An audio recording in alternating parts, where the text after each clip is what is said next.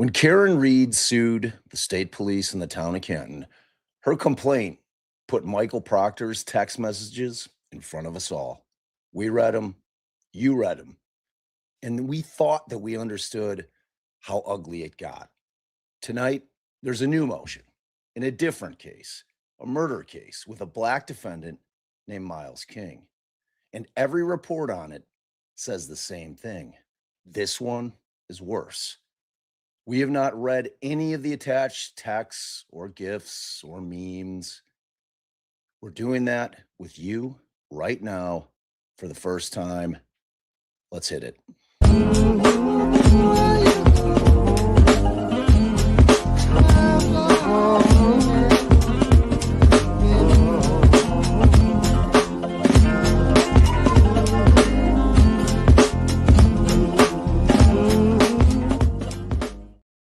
Good evening and welcome to Defense Diaries. I am Bob Mata, and as always, I am joined by my beautiful and brilliant co-host, Allie. What's up, girl?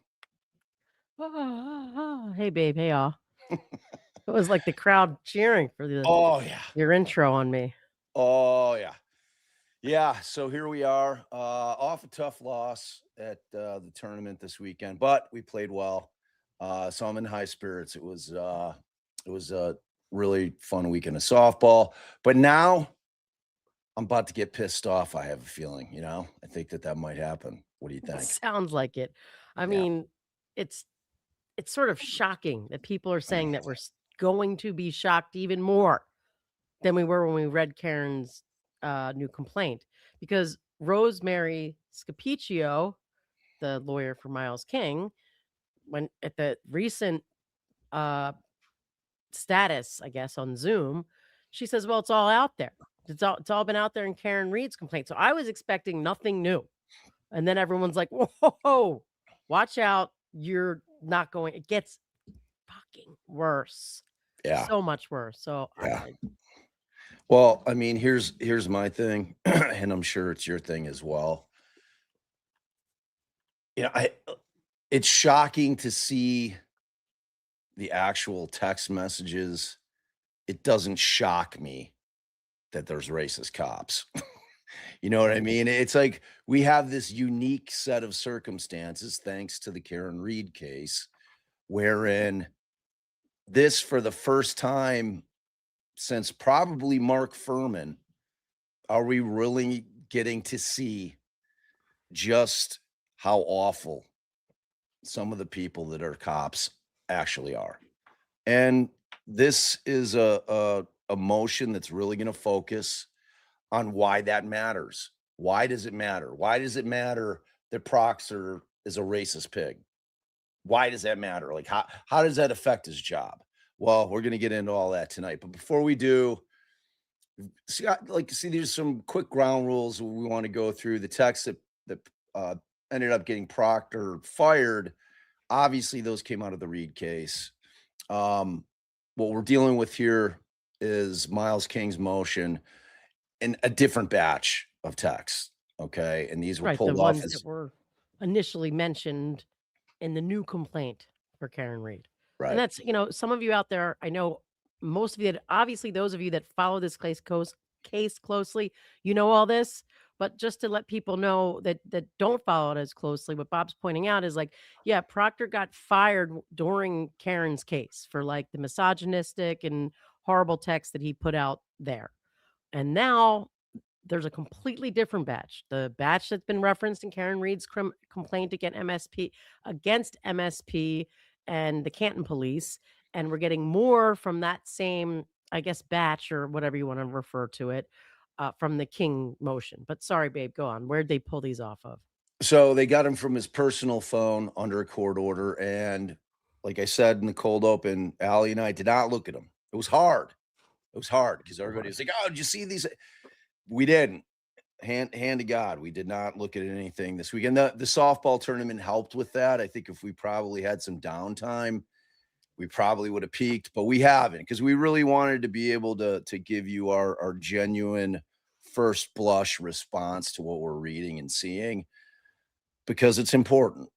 You know, it's like any time that I've ever read something first blush that's shocking on a live, the reactions are always pretty good, Yeah. you know? So I figured that that would be a good way for us to go about this tonight. No, and I completely agreed. So I didn't do that either. But what I did do is open it up, try to like I read the intro and I tried to skim the log. I was kind of worried in the main motion that skimming the law too much would get me some of the text. But I read the first supplement, and that was an attachment, an exhibit. That's the only exhibit that we've read or that I've read. Bob hasn't seen any of them. He's gotten summarized it by me. Um, and that one's important, so like before we jump right into this second supplement, the second supplement that deals with all the text. So again, this one was before. um there's this older motion that this new motion builds on. So that I read. Again, the facts are going to be our reaction live.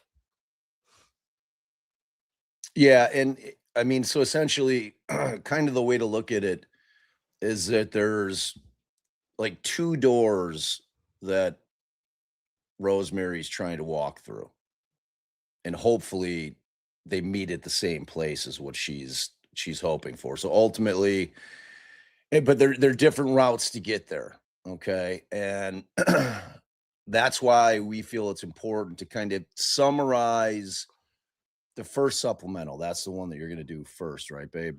Right. So First there's supplemental motion. the first supplement, right. Yeah. So you've got 2 separate people to keep in your heads. And again, those of you who know this case know exactly who we're talking about. So the first one is the prosecutor, ADA Lally, and the Norfolk DA's office. Objection. Sorry. And the first motion that we're going to touch on tonight, the first supplement, lays out some of Lally's misconduct. And that in of itself is like, it part of the argument here needs to be when you don't even have a prosecutor's office who can help vet to make sure the cops are like doing the right shit. Instead, you've got a prosecutors covering up that, doing their own it's outrageous. So you've got ADA Lally, and then you've got Proctor, and they each did 2 different things wrong, and the text only tells you about Proctor. Yeah. So there was a dismissal motion on the table almost a year before anyone saw these new texts, and it's evidence, and it includes evidence that the defense says was hidden and misconduct by Lally. And so basically there were 3 big pieces. There was 1, a Ring camera video from the home tied to the victim. And I'm gonna keep reminding you, this is Myles King.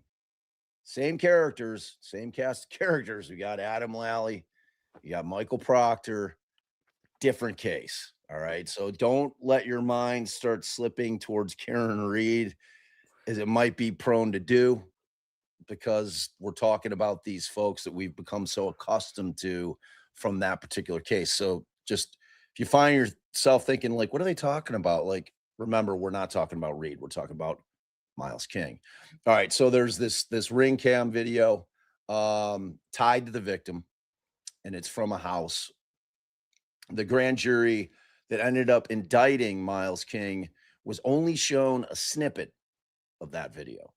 The full video, Rosemary says, captures other people matching witnesses' descriptions near the scene. So ultimately, it points at other suspects, and the version that the grand jury saw was trimmed, cherry picked.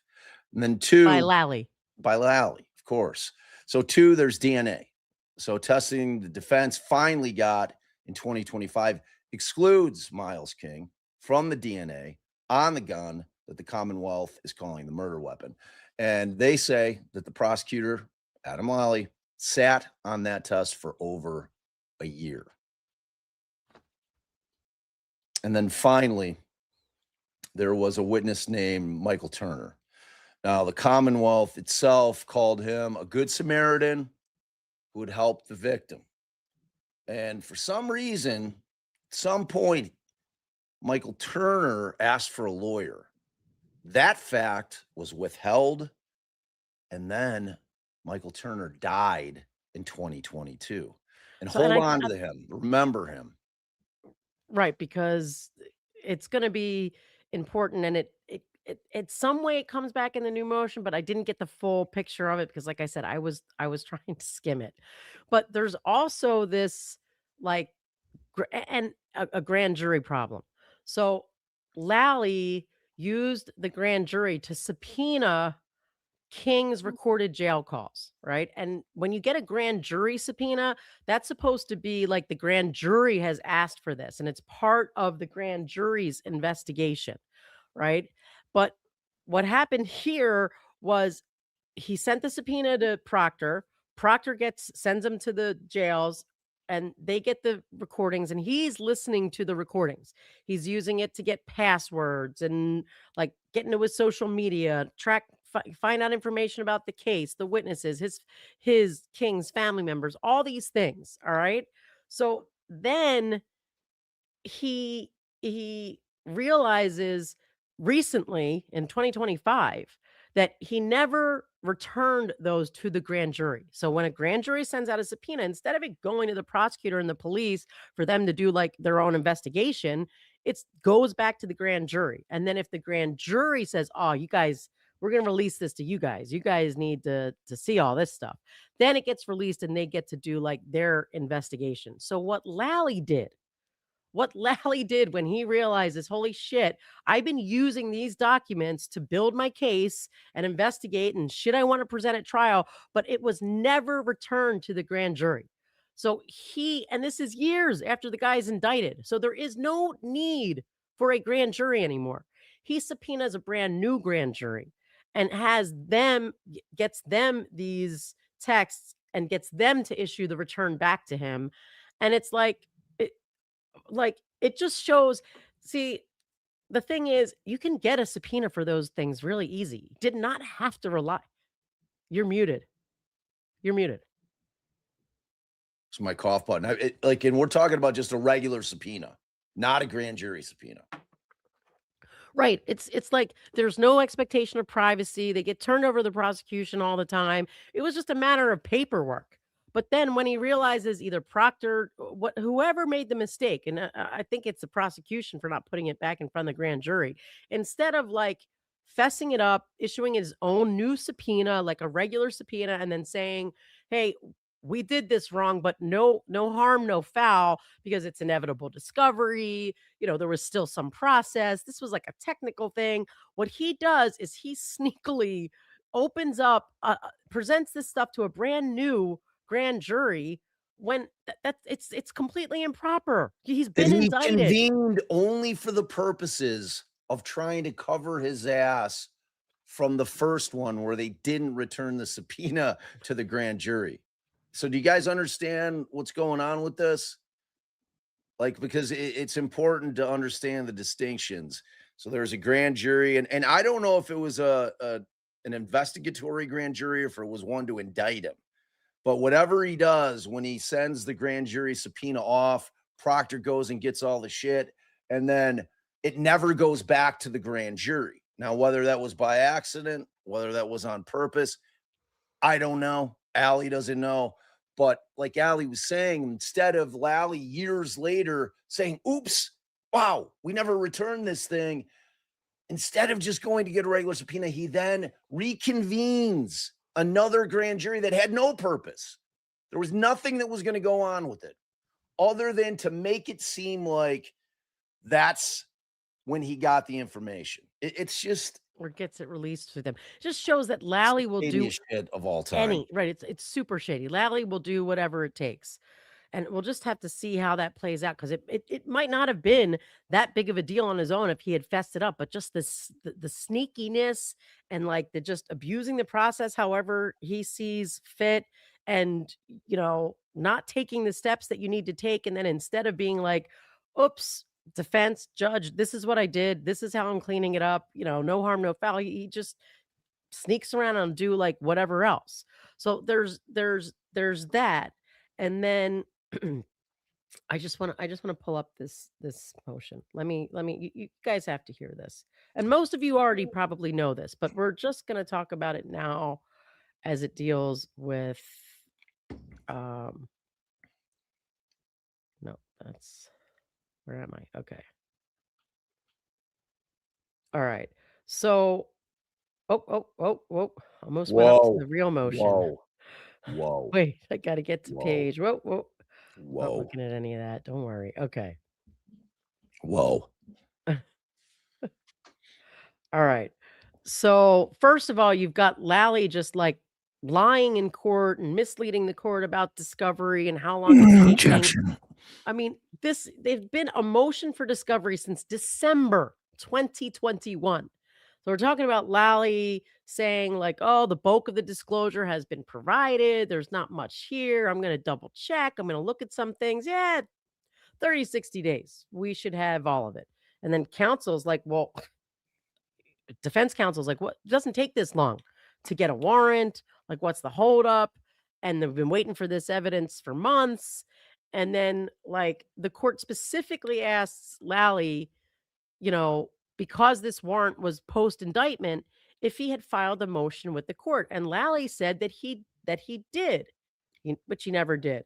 He told this court with respect to the DNA that he had to like took some other weird explanations and it took me a while to get this proposed order, but now we finally got it out to another lab and it's going to take a couple weeks. Then they file this other discovery motion in 2023 um seeking information about an officer who claimed that he had driven by that actually isn't important. So and I want to try to stick because some of this like makes me interested from a legal perspective, but I'm trying to stay on point. So in March 2024, Lally falsely informs the court, Your Honor, I think as far as discovery goes, we're in a fairly good position. In that regard, I believe what was turned over prior to last date. So there may be a couple additional items of discovery that I need to get and then turn over, but otherwise I think we're fairly good. And you're going to see this list of discovery that comes after. I mean, it's insane. Then they pick a trial date and they know that there's some additional Proctor discovery that's, being disclosed or being worked on. But relying on the Commonwealth's claim that like discovery has been complete, the defense gets all their stuff together. Um, then they get these jail grand jury minutes for jail calls, dating back from that 2021 initial thing. And in April or May, the Commonwealth turns over approximately 276 items of discovery, including numerous videos listed in King's first motion for discovery. That's a lot. Yeah. That's a Yeah. lot. Okay. Now So, we're in pretty good shape on the discovery right. 3 years ago. Right.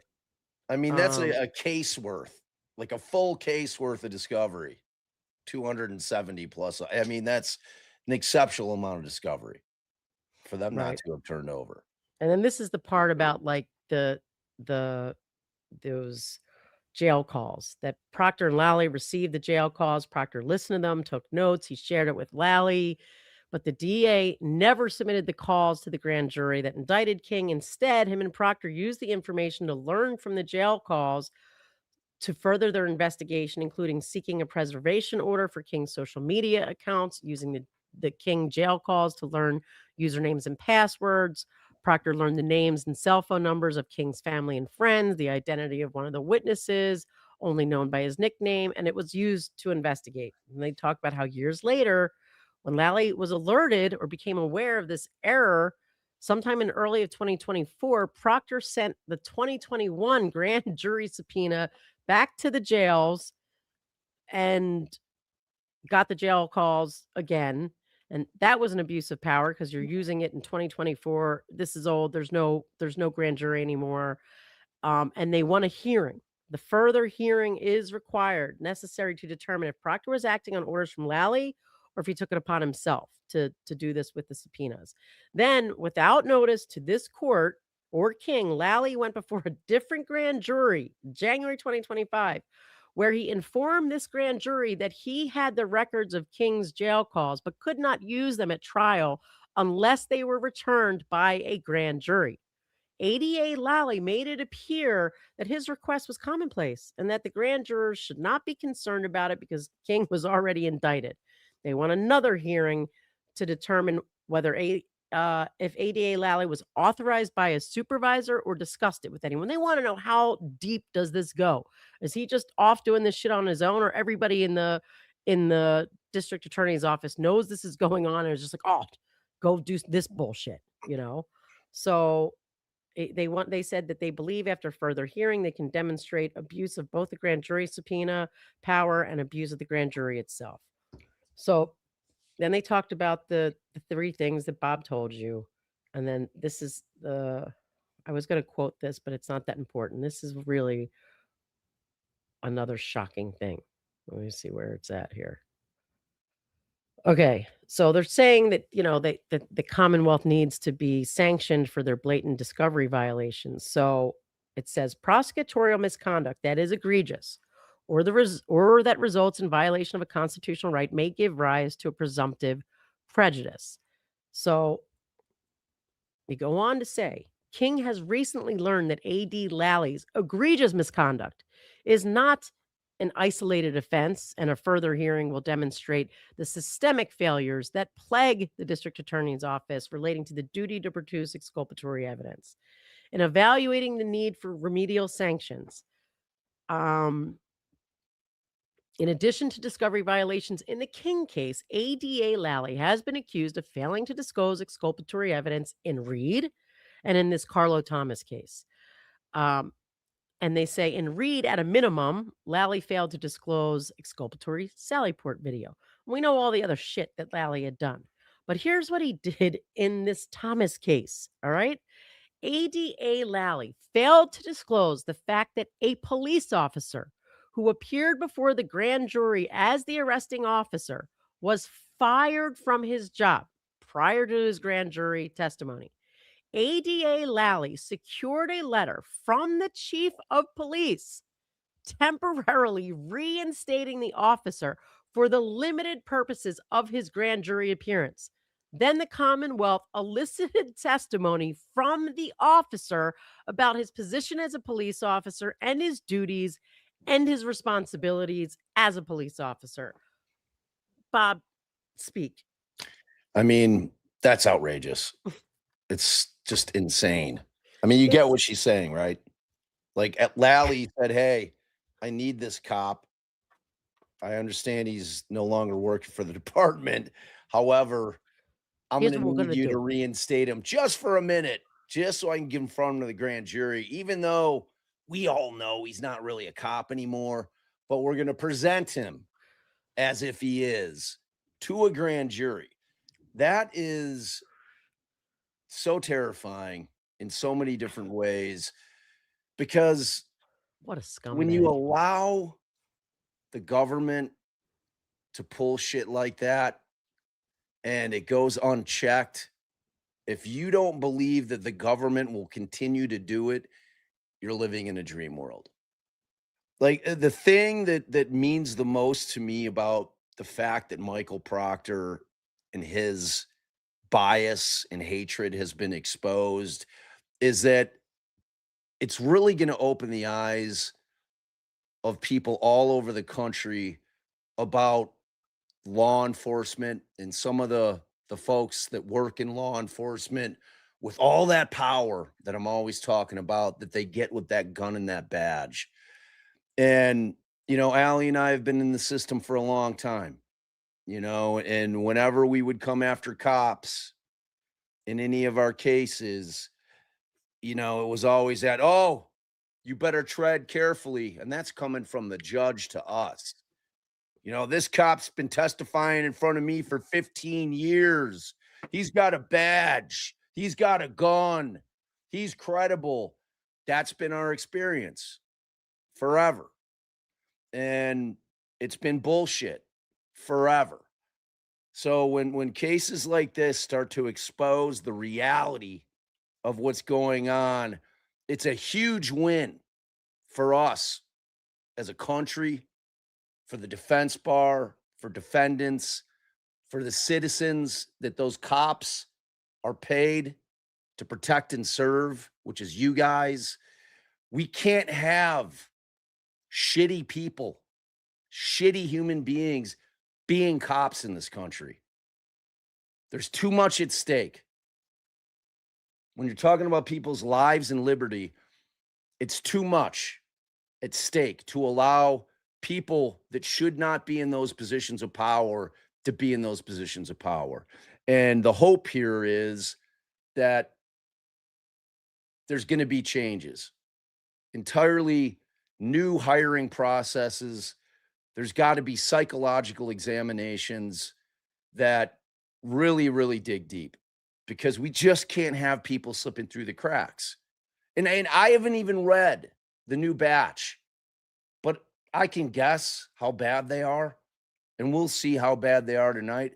But Allie, let's talk about the burden as far as the motion goes. So, who's got the burden here? Muted. Oh yeah. Oh yeah. That was my I'm sipping water Yeah. mute. So the defense has the burden. It's their motion. They say that, Lally made false statements in front of the judge about him filing motion, like we told you, that the discovery was in good shape, but it wasn't. And they're saying this is a pattern that the prosecutor hid exculpatory evidence in the Reed case, in another case. We just went over that. I, the extent that Lally will go to either cover up for his own misconduct or just like simple oversight or hide and shield what the police are doing. These things show this is a pattern. Not only do we have these issues with the cops, it's infested everything. It's in the prosecutor's office. So it's their burden. Um they have to show how um the evidence that was hidden, how it would have helped them, that the government had it, they didn't turn it over, and that it mattered. And this is key for like the whole night is proving the misconduct was deliberate and not just sloppy. So deliberate misconduct is presumed to have caused harm, and it flips the burden onto the Commonwealth to prove that it didn't. Now, some of the cases, and we'll have to save this to see how the judge comes down, and I don't want to get too deep into the weeds. I think is referring to the burden on appeal, like how Brady works and how everything works, like when the case is over. But the defense did raise this. It's been provided to us too late to do our jobs, to make use of it. But I don't know that the court's going to keep them to any sort of time frame here. But anyway, again, I'm trying not to get too, how my legal mind works, like too deep into the weeds. And, they've started by trying to prove this deliberate misconduct through Lally. That, like I just said, the false things that he did and, having the chief of police reinstate a cop just for appearance's sake. So the grand jury doesn't have any sort of questions or challenges about, well, should we trust what this guy did? We're just going to lie to them. You're muted. I paused to hear whatever I could see you were going to like do something, but Objection. all right. So none of the initial stuff obviously needs the text. You've got everything. You've got everything there. So this motion was already filed about Lally, and then the new text surfaces. And then the defense filed the motion we're going to go over tonight. It's been under seal until just days ago. And it says that, prosecutor that Proctor's racism is itself outrageous misconduct that poisoned the whole case. The whole case. Yeah. And it does. It does. I think I said it on the last live that we did about Proctor's text with regard to the Reed case. And we're talking about the civil case. You can't separate the man from the job. You just can't. That bias that's so ingrained in who he is. If you don't think that that bleeds into what he does every day at work, again, you're fooling yourself. And that's exactly where these two motions connect. You know, it says like the texts don't stand alone, that they are another layer in this same pattern, and that the judge has to weigh them together with the hidden evidence, the grand jury problems, Lally's bullshit. So the older motion was laying out that the prosecutor acted deliberately. The text let the defense now argue the investigators acted deliberately too. And like Bob was just saying, every choice Proctor made, who he believed, what he collected, what he chased, you look at it through a new lens. What it looked like a careless investigation gets recast as a biased one. And the texts are the missing proof of the intent on the police side.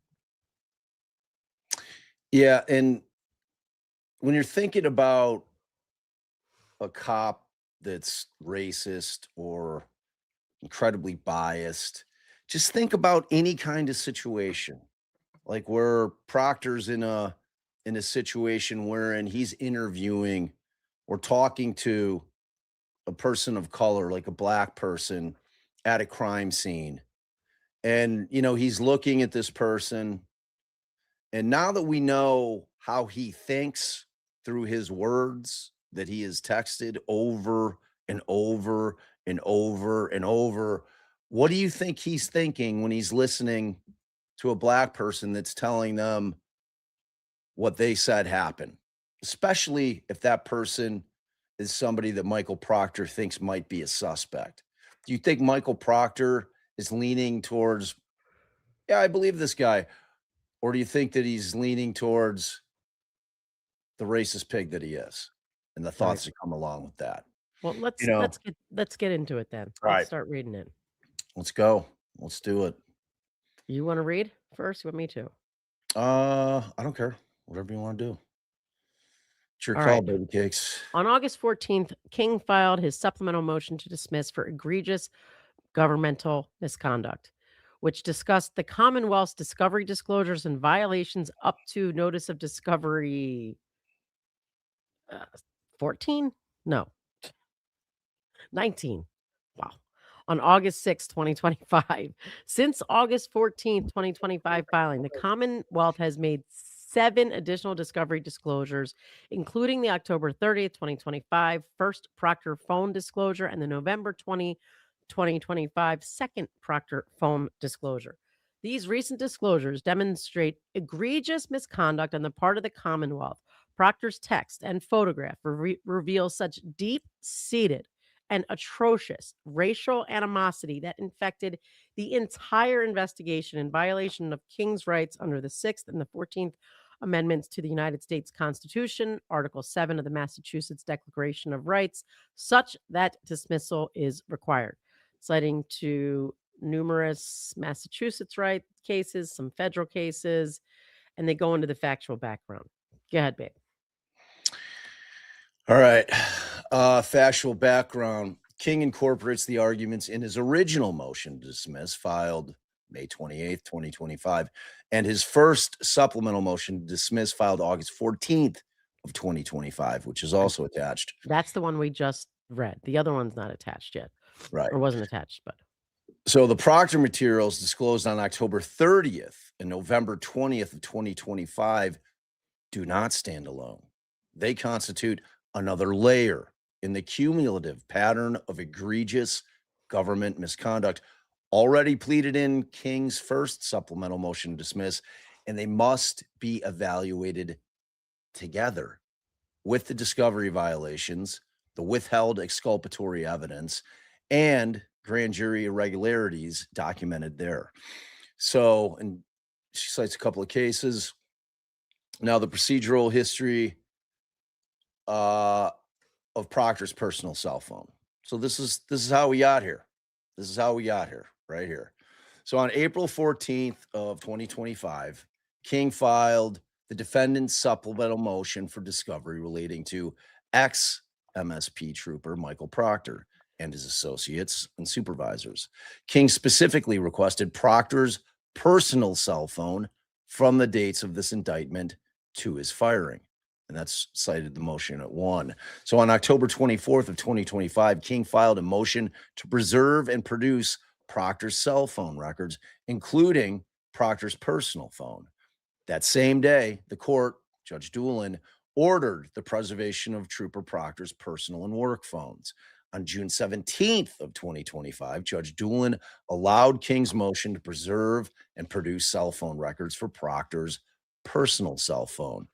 Quote, as to the communications, including the content, call durations, times, and numbers involved on former State Trooper Michael Proctor's personal cell phone from the date of the charged murder, July 10th of 2021, to the date of the indictments, November 19th of 2021. The Commonwealth shall promptly produce any other data from Proctor's personal cell phone that constitutes investigative material or is favorable to the defense within the meaning of Mass Rule of Criminal Procedure 14. So, and just to pause there real quick, uh, the rule is very wide encompassing. It's taken into account all the changes to like Brady over the years, this whole new definition of what's favorable to the defense, and with all the across the country misconduct of police coming out, they have made it clear misconduct of the investigating officers, and especially Uh-oh. Wow. sorry, Wow. I couldn't hit mute because my face is I'm Did looking you at the sneeze? I did. Bless Hold you. on. Hold on. Yeah, Allie did not take her allergy meds today. All right. So all the misconduct that they've made it clear. What did I do? Where did I go? Okay, here we go. I guess I have two screens of Acrobat open. Anyway, that any of the officers like misconduct, especially the testifying officers as well, in any case, has to be turned over to the defense. So when you apply that here, any of all of his racist shit, the stuff that goes back further and shows it's still part of his thinking today, that is all favorable to the defense. That is all, especially here where you have a black defendant, where it's still also relevant with the Karen Reed things for all the ways that they have put forward, but obviously even more when you're dealing with witnesses of color, you know, defendants of color and things of that nature. So it's going to that's why they got so much more of his cell phone stuff than just that short time frame that the court pointed out. So go ahead, babe, on July So 25th. on July 25th of 2025, Proctor filed the third party Michael Proctor's motion for clarification of the court's memorandum and order dated June 17th of 2025 and for a protective order. So that's Proctor filing that, or his lawyer. On August 13th of 2025, this court, Judge Krupp, issued an order clarifying, you went up too far, Oh, sorry. clarifying order regarding examination of former state police trooper Michael Proctor's cell phone attached. The court ordered by August 25th of 2025, Proctor shall provide his personal cell phone to the Commonwealth and disclose the carriers for his personal cell phone to the Commonwealth as required at page 7 of the initial order. The court further ordered that the Commonwealth quote, shall extract a full digital copy of all the data on the cell phone, maintain a copy, shall provide a copy of the extraction to Proctor's counsel, and shall return the cell phone to Proctor. Order at 1, footy 1. King continues, this is footnote 1. So King continues to request that his expert have access to the phone to do more in-depth searches, to undelete any deleted messages. So that tells you that the Commonwealth did not undelete messages when it did its extraction. So at least my understanding of how the extraction software works, and this seems to support that it still works the same way, is that there is a setting to undelete any deleted messages. Now, I'm not sure if it works as well as it used to because we've seen recently, and you guys know my perimenopause brain. I'm not going to remember what case it was. Yes, the wife that fed the poison sandwich.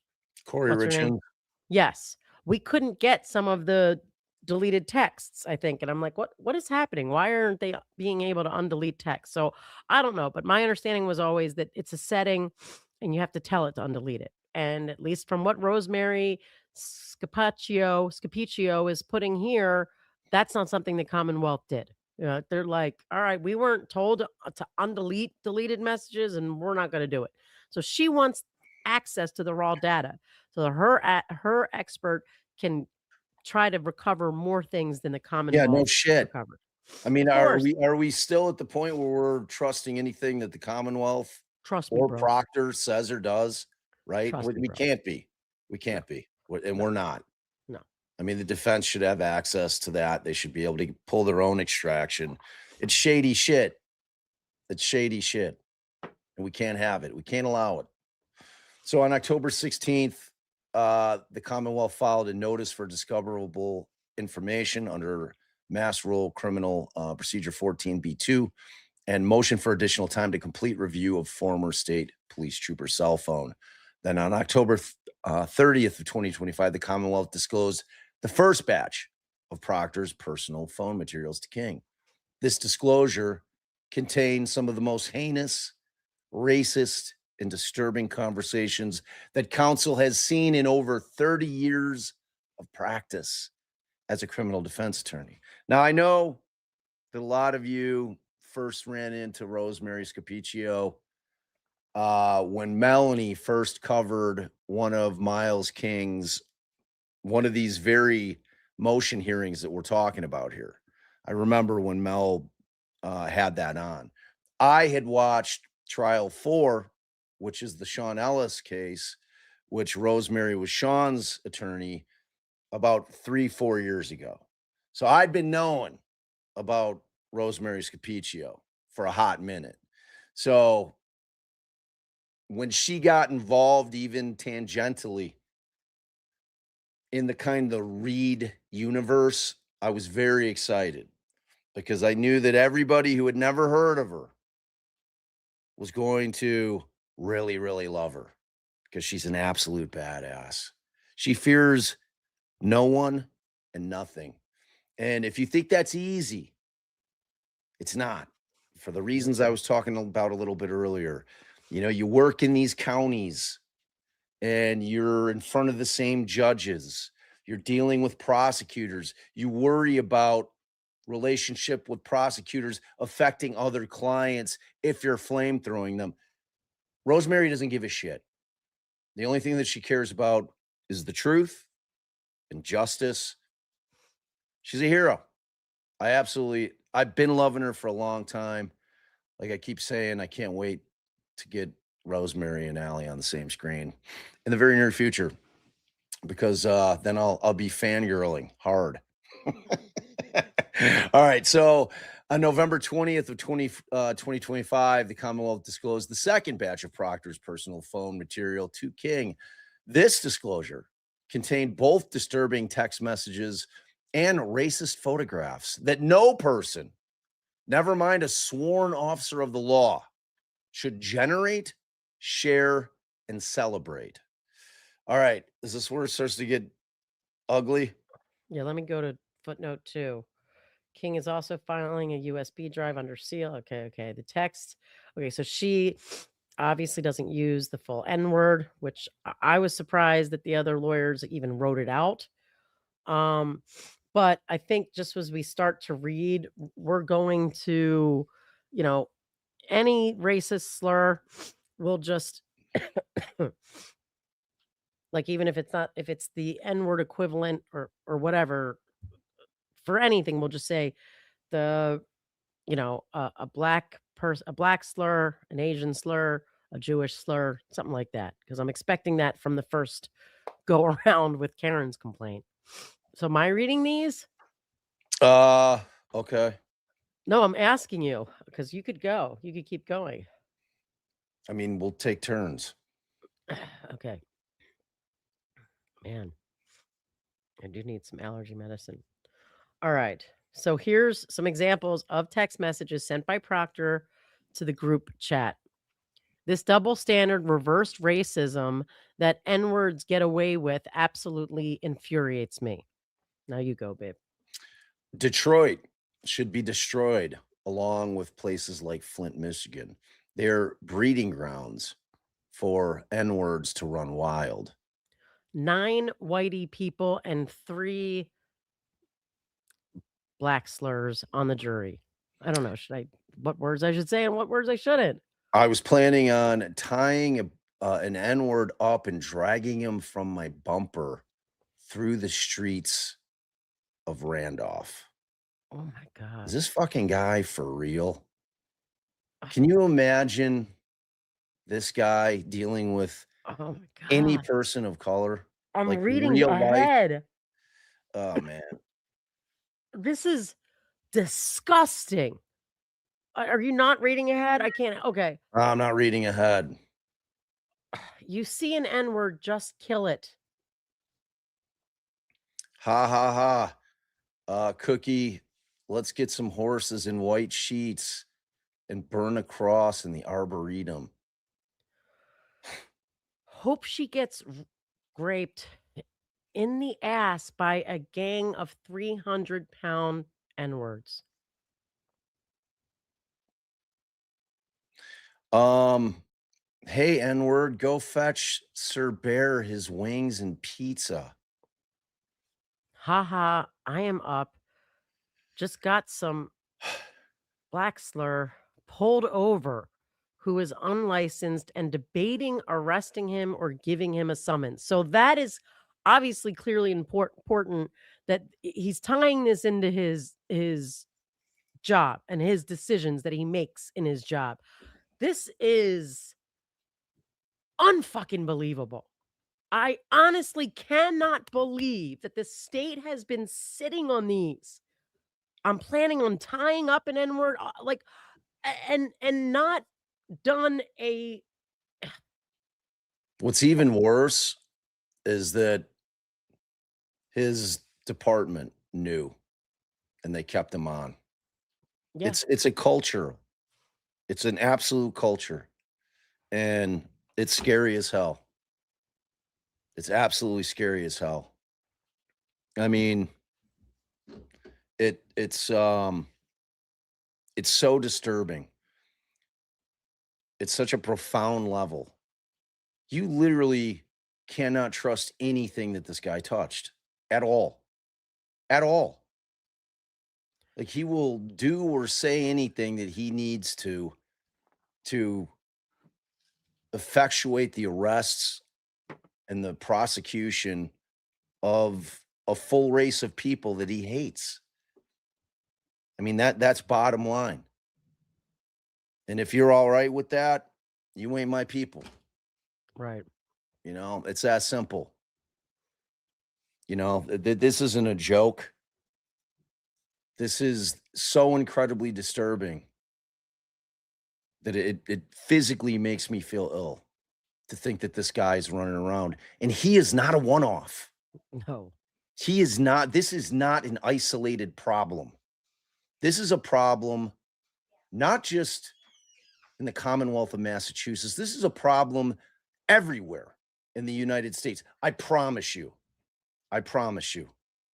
And like I said, no matter what happens with this motion to dismiss, the fact that this is getting exposed right now is incredibly valuable. It's incredibly valuable. All right, keep going. No, it's your turn with I will never see a movie. I will never see a movie anywhere else. No N words, obnoxious kids, an ample room to spread out and float some AI biscuits. I don't The know what hell does that that even means. mean? I don't know. Ha ha ha, Michael. We could use them N-words as dartboards. It should be punch an N-word day in Canton today out of retribution. Any Black slur. derogatory black, like, yeah, I don't know. You see, blast in his face. Blast it in Blast the it in the face. face. Yeah. I mean, he's not no, don't say his. And I know you I'm just saying that's it's just an it. Blast it in the face. Well, N-words smell regardless.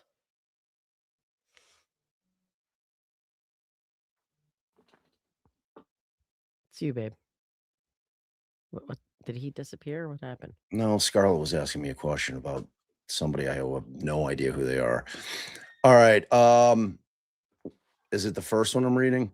The first phone call The first phone call that kid will make when a fellow N-word broke into his house or cop is to the cops or car. or car is to the cops. Pendy, I haven't shot anyone, but I did pull a N-word over today for tossing a cigarette out the window. Eat a dick, Ghana. Let's enslave those N-words. My car needs a cleaning. Oh, great. Now the N-words have a straight pipeline to Canton. 2 park rangers stabbed in Boston Common. Has to be the work of an N-word. All right, so there's another one that specifically ties, and so did the one about tossing a cigarette out the window, by the way. But his job, the way he thinks about investigating crimes, who his go-to fallback person is when a crime is committed. So this ties all of that into his job. All of it. If there's a No, if there's which a if there's a oh, white guy and a black guy that are potential suspects, and Proctor has nothing else other than a white guy and a black guy who possibly have committed a crime, who's getting arrested? the black guy. I wasn't I'm asking sorry, you. I'm reading ahead again. It was a rhetorical question. I know All it right. was, I'm sorry. So, um, which is bullshit that these N-word animals resort to that.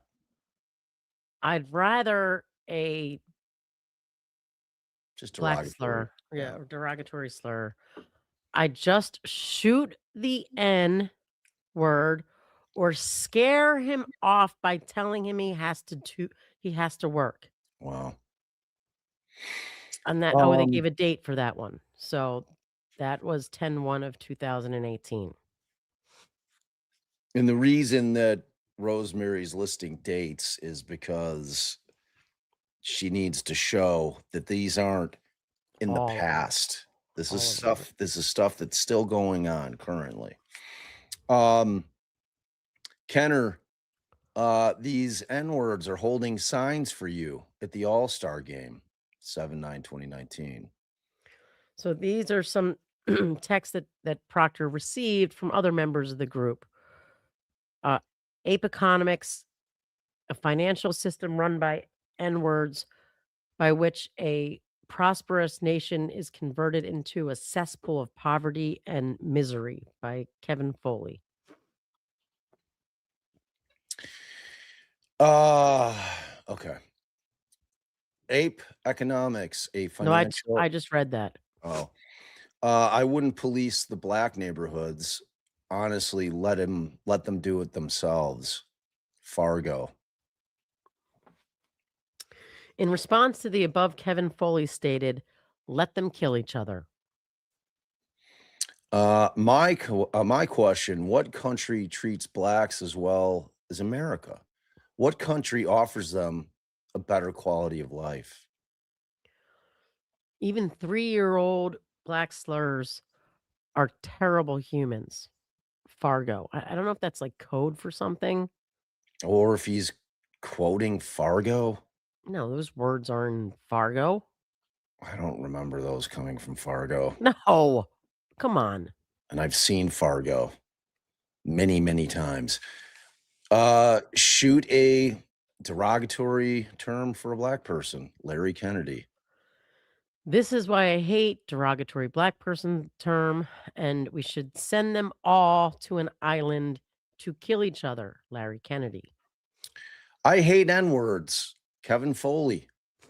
Bear, nickname for Proctor, go get the N word and string him up. What kind of asshole stabbed 2 park rangers just want to protect the trees? They just want to protect the trees. And then trendy. I don't know what that stuff means. But so obviously that one was in response to Proctor saying, I'm sure it was, an N-word that killed this park ranger, and that's how his friend responds. Oh, all right. Rocket N-word. N-word attached to a rocket who flies around stealing stuff like cars, basketballs, fried chicken, and people's legs. These people are sick. Dude, These I people are mean, so sick and demented. Like, I I cannot even imagine how you have a group of people who all think this conversation is fine and they're speaking the same way, and they're like, this is just, everyday normal behavior." It's so fucking sick. And words will riot no matter what the outcome is, to which Proctor responded, "Whatever the course of action is, these N words will riot." let the sand N-words kill each other. Fargo. Fight, fight a N word and a white. Whites don't win. We all jump in. Wow. What is that little weird hashtag thingy? Hashtag die N-word day. Oh, oh, wow. I mean, this is some sick shit. It's beyond sick. When somebody like this or people like this have the amount of power that cops have in this country, it should make you absolutely terrified. It should make you absolutely terrified. It should make you question everything. And again, the shame of it is that all cops aren't scumbags. But when you have scumbags like this, it taints the entire department because that's how it works.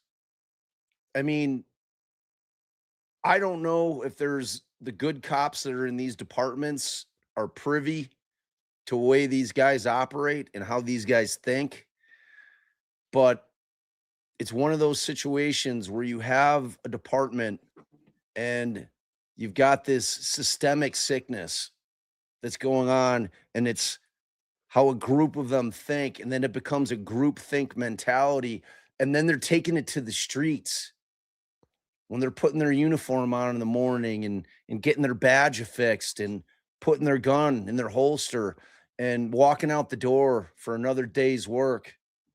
And this is who they are fundamentally.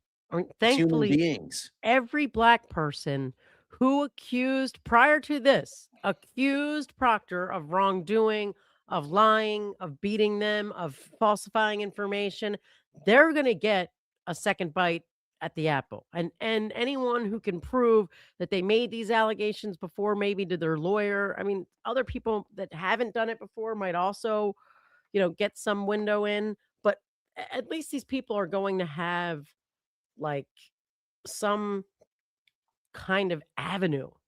So while you were reading, I was looking at a message Sleuthy sent me, which were these pictures that we're about to see, which were more visible, and it's disgusting. So these are pictures that photographs on Proctor's phone.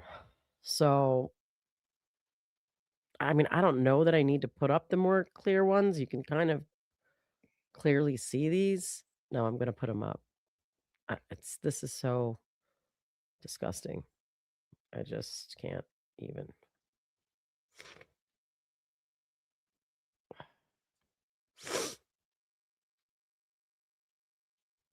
What are you doing? It's I'm not gonna put moving. these. I know, it's gonna take me a second. All I right. Well, can't. while you're doing that, look, I realize a majority of our audience is probably white, and I'm sure you're outraged, as you should be. But I want you to, for a moment, imagine what it would be like to be a black person sitting here having to listen to this shit.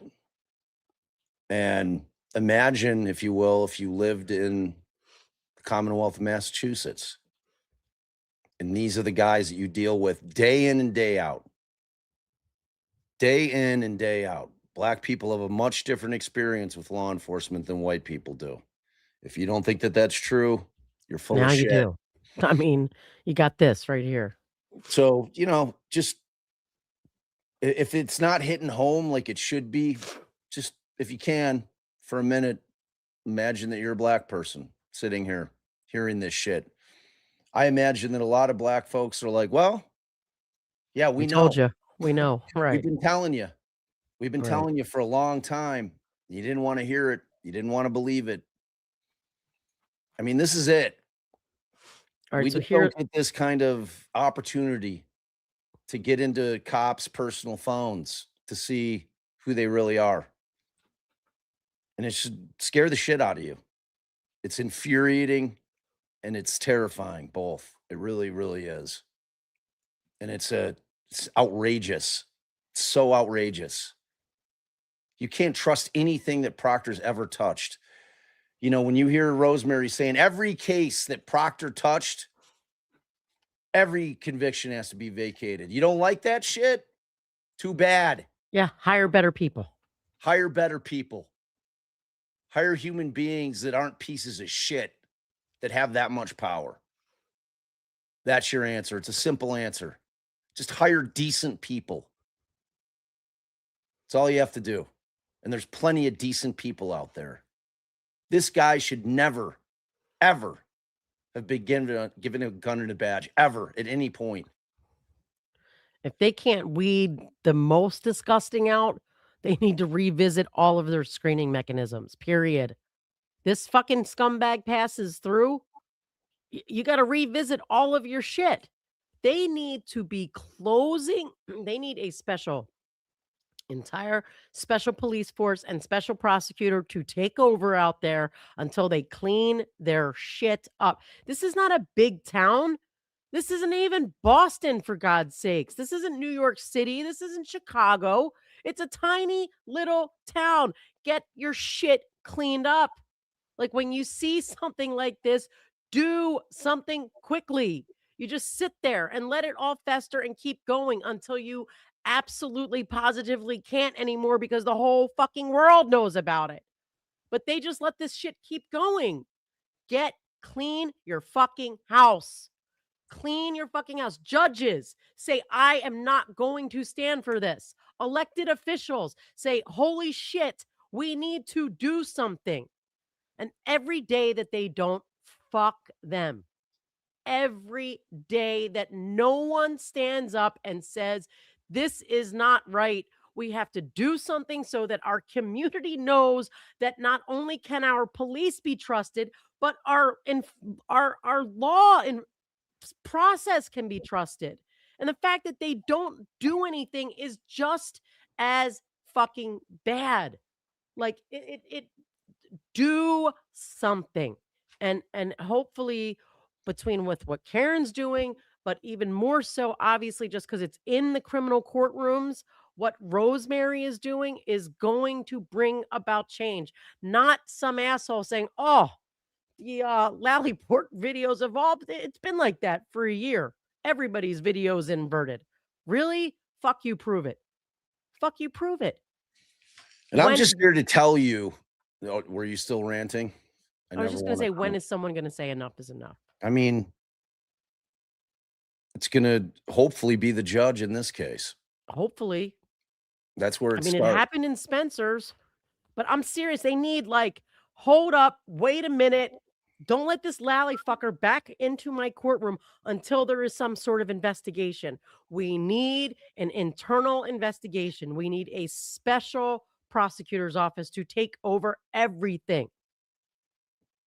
Sorry, Yeah, go. look, and I don't know if Proctor's ever going to be charged with anything. I could tell you, and anybody that watches our channel knows, because I've covered the Chicago cop named Ronaldo Guevara, who put 52 people, innocent people, in on murder charges. They were all convicted. All of them did 10, 15, 20 years.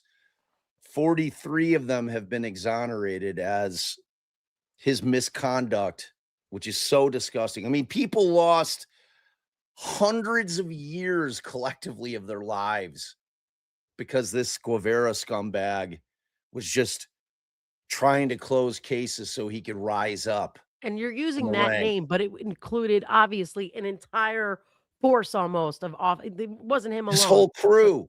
It's Right. his whole crew. It's like John Burge. Chicago has the same corruption issues in the police department. LA has the same problems, the same exact type of corruption is going on in the LA police department. It's legendary.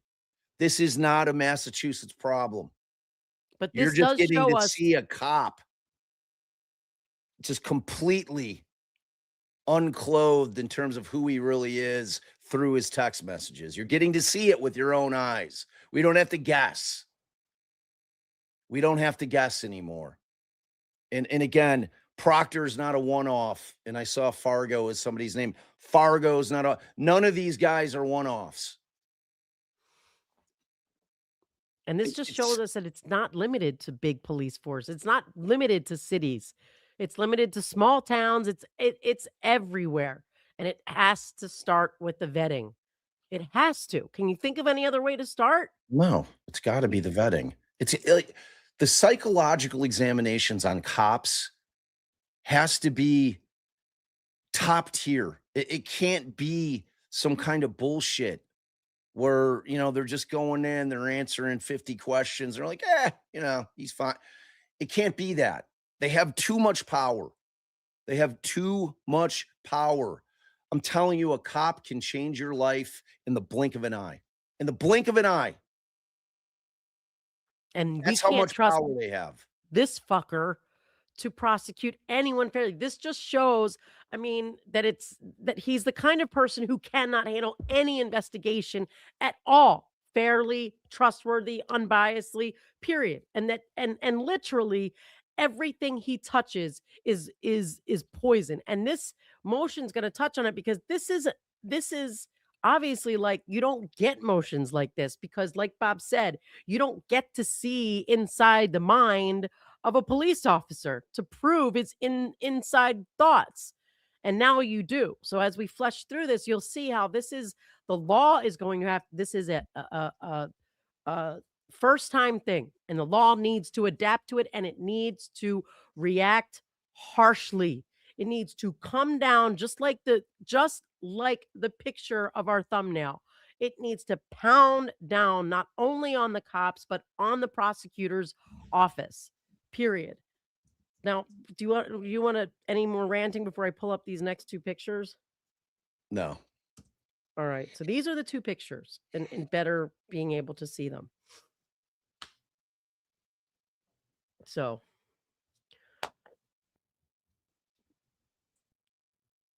I just can't. I mean, how do they even get kids to pose for a picture like this? It's this is what they say about children. They don't give a shit. They don't care if they're kids or adults. They just it's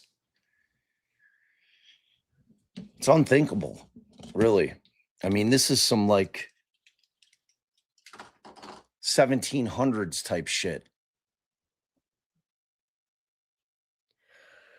All right, I'll pull back up the motion. Just I can't even. I really, it's hard to. I mean, man, I need to get on the right screen before I do it. Apparently.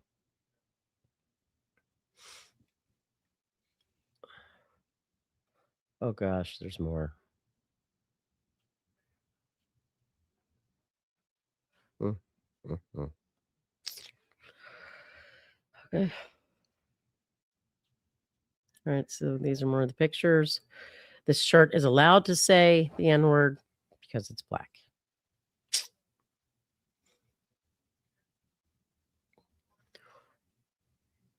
Wow. Why don't black people get sunburn? Because prisons are indoors.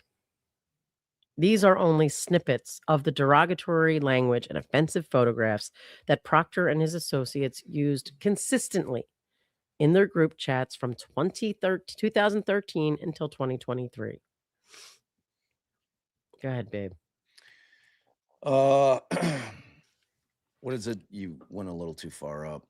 So, Proctor's I mean, rule I don't know that when we could probably skim the rest of this. It's just going over like literally that Proctor did everything in this case, and they're just listing it, all the people he investigated, everything that he did to show that the entire case is poisoned. The entire case. So on September 2021, Proctor received a picture from Kevin Foley in his WhatsApp that said, going from Cam Newton to Mac Jones is like driving through Mattapan Square and I'm sure you entering, butchered that. yeah, Milton, It's probably Matapin. I don't know. Who knows? to which Proctor responds, "That's great and accurate." So I don't know, can you explain to us what that means? It's gotta be some sports people or something? Yeah, Cam Newton is a black quarterback, and Mac Jones is a white quarterback who was drafted and not kept by the Patriots. So, you know, So Proctor testified at the grand jury in King's case on September 30th, 2021, regarding the investigation, the timeline, interviews he conducted, and evidence he had reviewed. Proctor provided reports and updates to ADA Lally and coordinated witness materials for the grand jury. Proctor worked with Milton PD on joint interviews and follow-up communications with witnesses. In sum, Proctor had his filthy little disgusting hands in almost every aspect of the, I obviously ad-libbed some there, aspect of the investigation and in formulating the case against King. As such, the entire investigation is flawed. And here's what I was getting into more. This is the argument. The court has the power to dismiss King's case, and it cites a couple of cases. In a case of first impression in this Commonwealth, King moves to dismiss the charges against him on the basis that the lead investigator of his case held views so fundamentally racist and opposed to him as a black man that the entire investigation was tainted by the lead investigator's bias, and that no action, save dismissal, will be enough to clear that taint. And and this is absolutely true. So look, the like egregious governmental misconduct is usually stuff about how they ran the investigation, how they beat somebody to get a, oh my god, my allergies, to get a confession. They, you know, broke every rule, violated everyone's constitution to get evidence. They planted evidence. They, things that they did. So this, maybe it has been somewhere and we obviously just don't know about it, but they're recognizing this is a case of first impression in the Commonwealth. You need to do something that says when the lead investigation guest investigator is this disgustingly openly racist and he is investigating and building a case against a black man, we're throwing the whole fucking thing out and we're saying, sorry, this cannot stand. We can't trust any of it.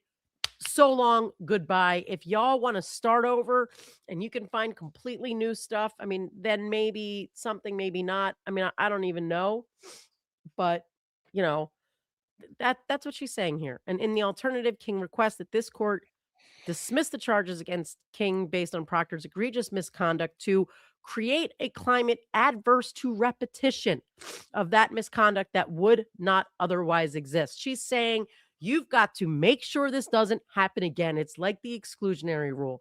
It's there so they feel the pain. You fuck up, you violate somebody's constitutional rights, that evidence is gone. And that's what Rosemary's saying here. She's saying you let this guy squeeze through your ranks. You let him openly, however, whatever, exist like this. And we're not allowing this, even if you didn't do anything wrong. We can't allow this to stand. And we need to drop the hammer now so that it never happens again. You have to do something, courts, to create a climate adverse to repetition. And then finally, King requests an evidentiary hearing on his motion to dismiss to further develop whether Proctor's racial bias was known and or shared by any other member of the prosecution team. And because King has shown an inference of racial bias in Proctor's investigation of King and an abuse of government power in violation of the Equal Protection Clause. Okay, you go, babe. I have to. Yeah, go handle the sniffles there. Go I go gotta do blow my something with nose. that. Yeah. Okay.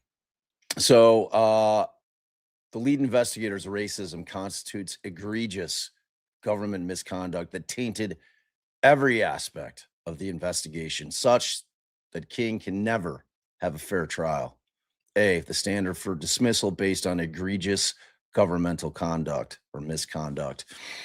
Massachusetts courts have recognized that dismissal of an indictment may be necessary when the government's conduct is so egregious as to prejudice the defendant's right to a fair trial. And so Rosemary cites several cases there. Proctor is a member of the prosecution team and a lead investigator in this case. Police conduct may be found egregious where it, quote, involves coercion, violence, or brutality, persistent. Oop. Gotta move me up. Exploitation of personal weakness, or bold for emphasis, where it is shocking, outrageous, or clearly intolerable. In cases alleging egregious conduct, government conduct, the focus is not on the propensities and predisposition of a specific defendant, but on whether the police conduct revealed in the particular case falls below standards to which common feelings respond for the proper use of governmental power. Under this approach, the determination of the lawfulness of the government's conduct must be made, as it is in on all questions involving the legality of law enforcement methods, by the trial judge, not the jury. So the due process clause protects, quote, certain immutable principles of justice, which inhere the very idea of free government. In evaluating outrageous government misconduct, courts have emphasized that these criteria should not be, quote, rigidly applied. And the ultimate determination is whether the government's conduct was so shocking, outrageous, and clearly intolerable that due process is offended. So just to pause here, you know, and Bob, you've touched on it a lot throughout this, that the sorry, how do I? Oh, that the government's going to respond like this didn't infect his I mean, the more they try to respond like that, this didn't infect the investigation. This is his individual thoughts. This has nothing to do with him as a police officer. The more outraged I'm definitely going to become. It's like there comes a time where you have to say, all right, this is a problem. And, you know, propose something. But that's what they're going to try to say. But as Bob's been pointing out, that it plays into every decision. Which witnesses to believe, which leads to go down, who the um you know, who the suspect is, period.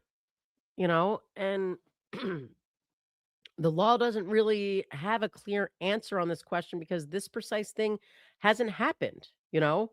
So that's where we're saying, like, and Rosemary's saying, you need to take this opportunity to say this falls within everything that made us say all these other things. And it didn't affect the entire investigation. And especially when you have this shady shit in the prosecutor's office. What's going on here? Where is the governmental guardrails against something like this happening?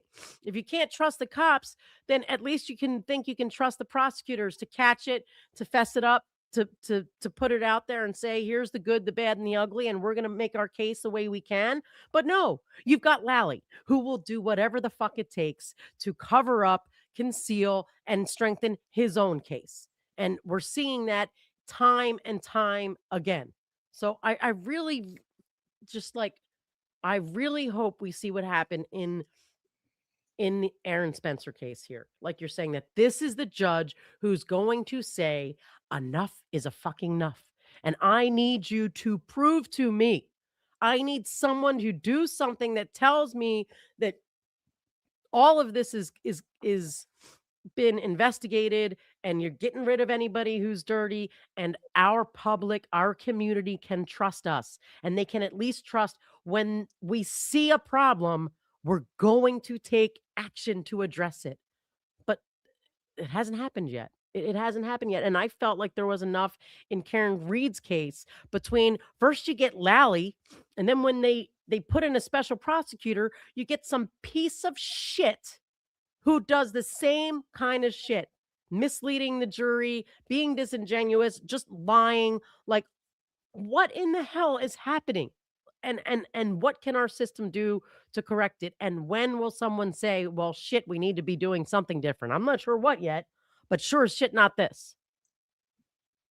Yeah, I mean, the entire point of extreme remedies, such as suppressing evidence in a case when the court finds that a defendant's constitutional rights have been violated, specifically the Fourth Amendment, and the judge sees fit to suppress the evidence. And many times when they do, it's the evidence that matters most to that case, and that case gets tossed. And the reason that we need for judges to do their jobs, no matter how hard it may be for them to do it, because they understand what the end result is, meaning that the case is getting kicked, they have to do it. They have to stand up and they have to do it. They are the last line of defense in terms of protecting the Constitution. We, the defense attorneys, bring it to them. And then we rely on them, the judges that sit on those benches, to uphold the law. And if they don't do it, what do you think happens? If a judge says, you know what, you know, Eh, might have violated the Constitution a bit there, but I'm not going to go so far as to suppress that evidence. I'm not going to go so far as to dismiss the case because that's an extreme remedy. Yeah, it is. And sometimes extreme remedies are exactly what's called for because that's the only way that the government learns. We can't trust them to learn. The government isn't a person, it's an entity that has people working inside of it. And when the people that work inside of it are rotten, we've got to have the checks and balances working for us. Because if they don't, we have nothing. We have nothing. and look, policing the prosecutor's office and the law enforcement, it's not like technically, I guess, the purview of the court, but the court gets to decide what evidence can be heard in its courtroom. And if something outrageous is happening, the judge can do something. The judge can say, I am putting this case on hold until, like I said, a special prosecutor comes in and this whole shit is all vetted or whatever. I mean, I can't think of it like on the slide like this, but the judges have the power to to force an internal investigation by saying, how about we just don't let any of your evidence in until X, Y, and Z happens from now on? You know, I I don't know. mean, I it's in every major city is going through the same thing and nothing's happening until judges start following the law and doing the hard thing, which is granting motions to suppress that need to be granted, dismissing cases where there's egregious misconduct by the government. The government's just going to keep going along doing what they're doing. Prosecutors like Lally are going to keep doing what he's doing because no one's telling them no. No one's stopping them from doing it. All we can do as the attorneys, defense attorneys, is call them out on their bullshit. Again, we have to rely on the judges to do the right thing. And if they're not willing to do it, they need off the bench. And we need judges that are willing to uphold the law, to uphold the Constitution. Every attorney, I don't give a shit what area of law you practice, we all took the same oath. And if you can't do it, you shouldn't be doing it. It's that simple. And it's hard for some people. And you know what? Fine. Get off the bench. If you can't be a decent human being, don't be a cop, because you bring that to the streets. You bring that to the very people that you're supposed to serve and protect. Instead, you terrorize them. Shame on you. Shame on you. I mean, Michael Proctor's a fucking flaming piece of shit.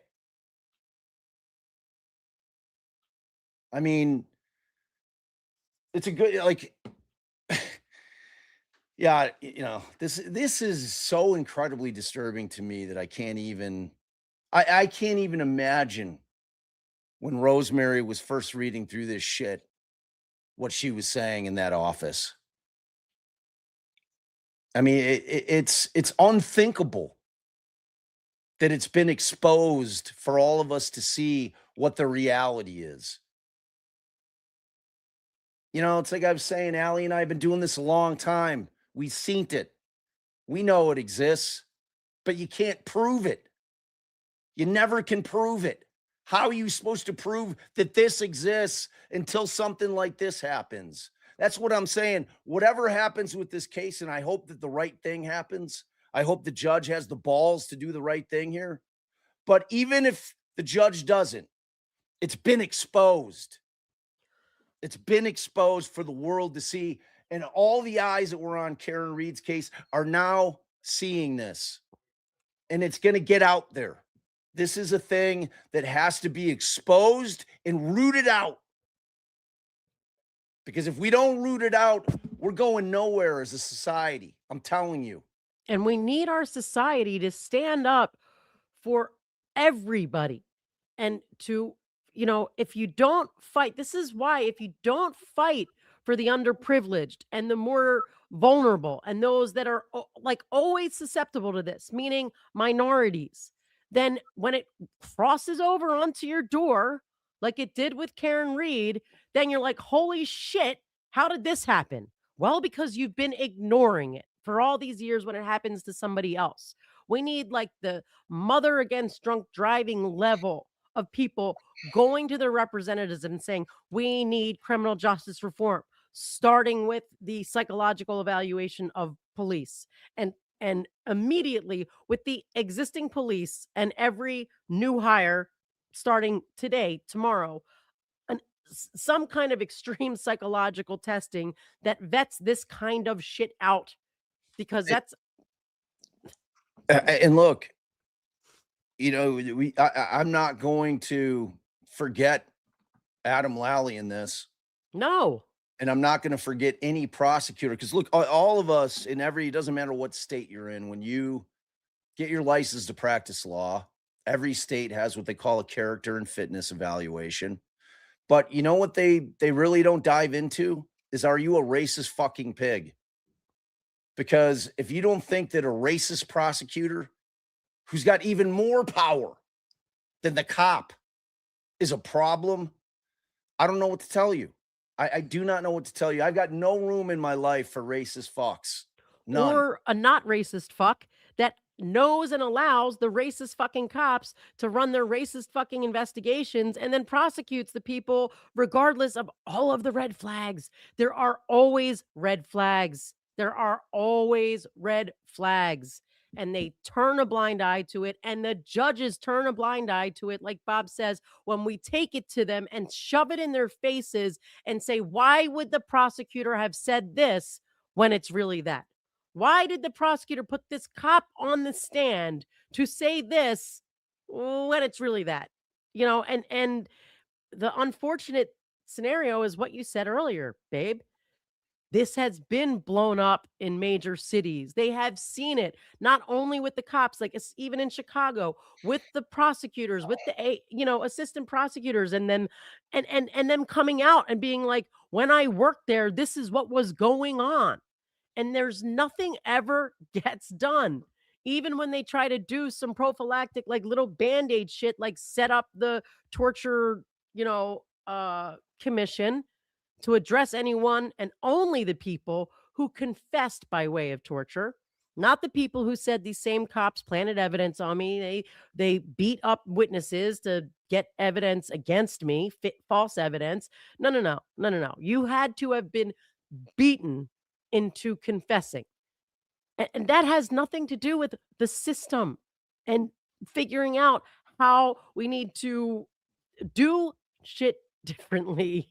You know, it's just it's just outrageous.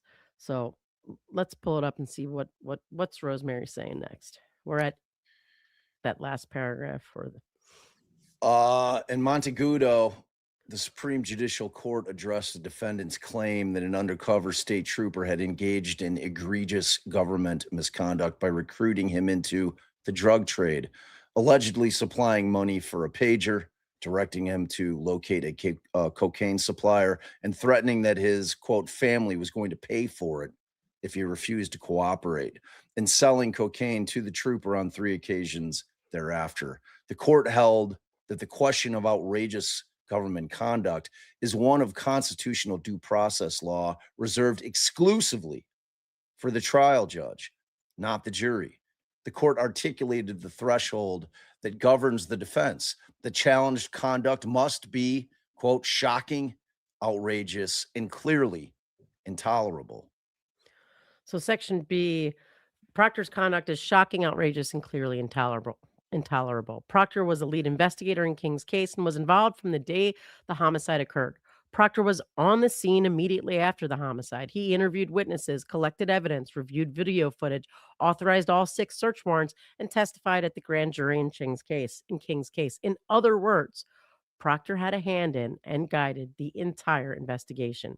He did all this while holding the beliefs that Black people should be enslaved, that Black people are animals, and that they should be killed. And then they quote again some of the most, more egregious.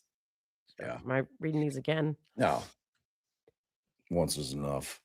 Soaked in his racial bias and hatred for Black and brown defendants, Proctor investigated King, a Black man, while holding the belief that all Black people commit crimes, that Black and brown people are not human, that they are N-words and deserving of punishment no matter the cost.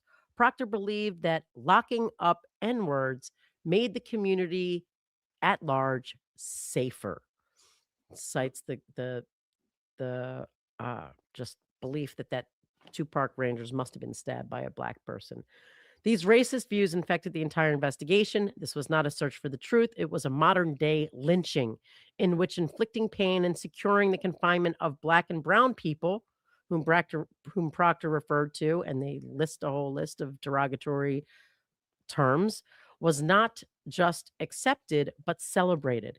Any prosecution infected with racial bias and hatred to the degree that Proctor expressed freely and celebrate about to his fellow conspirators is an improper use of government power in violation of King's rights under the 6th and 14th Amendment to the United States Constitution and the Massachusetts Constitution, citing numerous cases. If the celebration of the killing of Black and brown people, reference to Black and brown people as objects, with a goal of making the white community safer by locking up Black and brown people is not, quote, shocking, outrageous, or clearly intolerable conduct of the type the court outlined in Montego, then it begs the Montegudo. question whether anything an officer does would cross that line. And then they get into explicit bias, just talking about No, how read it. all right, go ahead. Explicit bias. Bias has many forms and many manifestations. On the face of it, explicit bias is the worst. When explicit intentional biases occur in the justice and legal system, it is especially alarming as people can be wrongfully convicted, and conversely, guilty people can go free. So the texts and photographs sent and received by Michael Proctor on his personal phone can only be described as explicit bias against Black and brown people. In King's case, these communications demonstrate Proctor's explicit bias against Black people. This is the type of racial bias that the courts have categorized as evil, and that if left unaddressed would risk systemic injury to the administration of justice. Yeah, no shit. This is not something new. This has been going on for hundreds of years in this country. There's 3,500 exonerated people in this country. I guarantee you, folks that are long dead, folks that are still in prison, that number is way, way higher than that. Because the Michael Proctors of the world that have had guns and badges have been doing this shit since the dawn of time, since this became a country. I promise you, this is not new. This is not new. And this isn't about Karen Reed anymore. This isn't about Karen Reed winning a defamation case. I am so thankful that Karen Reed's case happened, because without it, none of this gets exposed. None of it. What a blessing. What an absolute blessing. Karen went through hell and back twice, came out the other side unscathed. She's in the middle of her civil suits now. But man, without this case, without that case happening, without Karen going through that nightmare, we're not here. We're not having this discussion. Michael Proctor's still on the police force doing the shit that he does and did. This thing is so big. This thing is so big. I cannot wait till we get Rosemary on this stream. She is the type of attorney that is fearless, that you need to have out there. And it can only be defense attorneys. It can't be prosecutors, and it sure the fuck isn't cops. It has to be defense attorneys that are willing to put their careers at risk by calling out the bad conduct, the misconduct, the egregious conduct of the government. And if you think that it's easy, like I was talking about before, if you think it's easy going in those same courthouses day after day after day, with the fear that there's going to be repercussions on your other clients, and Rosemary has a shit ton of clients, that she's worried, oh, if I flamethrow this guy, is that going to screw my 10 other clients because he's pissed off at me and he's a tiny man? That's real. There's repercussions to calling out the government. Right. That same government that you've got to negotiate other plea deals with, that you've got to hope is giving you the, full disclosure and playing fair with you. And if everyone in the prosecutor's office now hates you because you've exposed their disgustingness, which it's sick, but that's how it ends up looking. It's like, oh, there's that woman that like called Lally a liar instead of recognizing there's issues with Lally. So, yeah. All right, pull it up. Let's keep rolling through it. So the rationale of, and I'm going to assume that's Pena, and that's what they cited. Pena.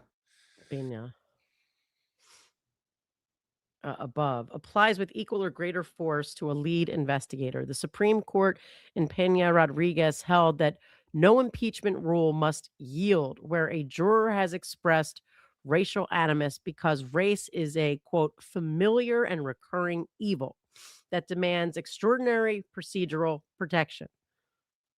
And they're citing that Supreme Court case. Even if a single juror's racial bias requires that ordinary rules give way, then a fortiori, what's that? Am I saying that right?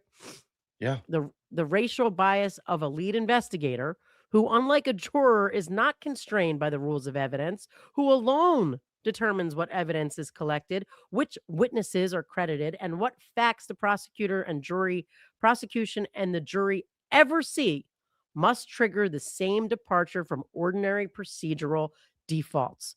So this right here is a masterclass in how do you take the law and you say, look, these are holdings that our courts have, our Supreme Court has reason. This is the rationale that they have given in other cases. And if they applied that kind of thinking to when a juror slips through who's got racial biases, how can we not say that the lead investigator's racial bias isn't enough to trigger some extreme remedy? So, and that's what you have to do. You have to take the law that when you encounter a brand new situation and say, here is why these rules apply here. This is the reasoning the court used in this situation, and here is why you apply that here. And that's what she's doing. So the Supreme Court reinforced this principle in Buck v. Davis, the 2017 U.S. Supreme Court case, where it held that the appearance of racial bias in even a single phrase of a capital proceedings required relief, observing that, quote, some toxins can be deadly in small doses when race is involved. Whereas here, racial bias infected not a single phrase, but the foundational investigative phase that produced every warrant, every witness statement, and every fact placed before the grand jury. The structural error framework of Vasquez v. Hillary and Buck required dismissal without any showing of particularized prejudice. And I fucking wholeheartedly agree. You cannot. This is the kind of structural error that you cannot require the other side to show prejudice, because that requires them being able to know every single thing the cop knows, to say, well, if he hadn't done this, he would have done this and he would have found out that. No, this is the kind of shit that is so bad the defendant doesn't need to do shit except tell us it happened. Just tell us it happened. And that is it. And that is what this is. There should be nothing further. And that's why she's going in like, I'm not going to give you a bunch of other things that you could do, because you know what? You just have to dismiss it. You just look at this as a first impression, and say it will not stand, it shall not stand. And the defense doesn't need to do a damn thing to prove it, because everything is so disturbing and infected everything that we can't trust one lick of it. Period. Period.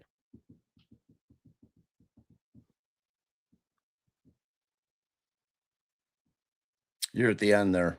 Right. Yep. A person who refers to Black people as the N-word, as animals, who all commit crimes, who deserve to be caged and enslaved, who objectifies them, refers to them as it, and believes they should all die, is not capable of conducting a fair investigation into King's case. Proctor's own words reveal his explicit, intentional bias, and he held those beliefs while he was investigating the King case. It appears from every review of the evidence that Proctor followed up on and credited the accounts of white witnesses while disregarding the accounts of Black witnesses. A huge point. A huge point. And that's what Bob, that's exactly what you were saying, Bob. Who do you think Proctor's going to believe he's got two witnesses in front of him? Well, he's clearly not going to believe the it's. I mean, who believes in it? So this is the argument from review of the evidence, what he decided to follow up on, and what he credited the accounts of white witnesses while disregarding the accounts of Black witnesses. A further evidentiary hearing is necessary to flesh out this intentional bias and racism. It is very possible that Proctor did this intentionally because of his explicit bias. Even if this court finds that Proctor's actions in the King case were not the result of intentional explicit bias, Proctor was undoubtedly driven by his implicit bias against Black people. Good, babe. All right. Implicit or cognitive bias. Cognitive bias is an outcome, a byproduct of people's cognitive architecture and of how the brain processes information. Within the justice and legal system, cognitive bias has been defined as, quote, the class of effects through which an individual's pre-existing beliefs, expectations, motives, and situational context influence the collection, perception, and interpretation of evidence during the course of a criminal case.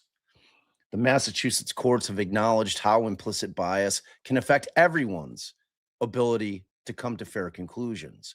The courts have published model jury instructions on implicit bias that are read both before and after a jury hears the evidence in a case. Quote, there is near consensus among experts based on studies of populations that implicit bias can affect human behavior, including decision making. Attachment C. Implicit bias is, quote, widespread. Although explicit intentional bias exists, it's not as common and widespread as cognitive implicit bias, whereas the former is exhibited only by some bad apples who are deliberately and intentionally biased. The latter, cognitive bias, is a ubiquitous phenomenon that impacts everyone due to the top-down nature of human cognition and other aspects of cognitive architecture. So implicit bias is also harder to detect, as it often occurs without conscious awareness of the person who is exhibiting the bias. Dror further explains that the bias does not stay confined to a single decision maker. Bias cascades. When a bias introduced into one element of the justice system contaminates other elements, and bias snowballs when biased decisions feed back into and reinforce one another, growing in power as they propagate throughout the system. So Dror, biased and biasing Oh, no, that's is the where they site. cited that. Right.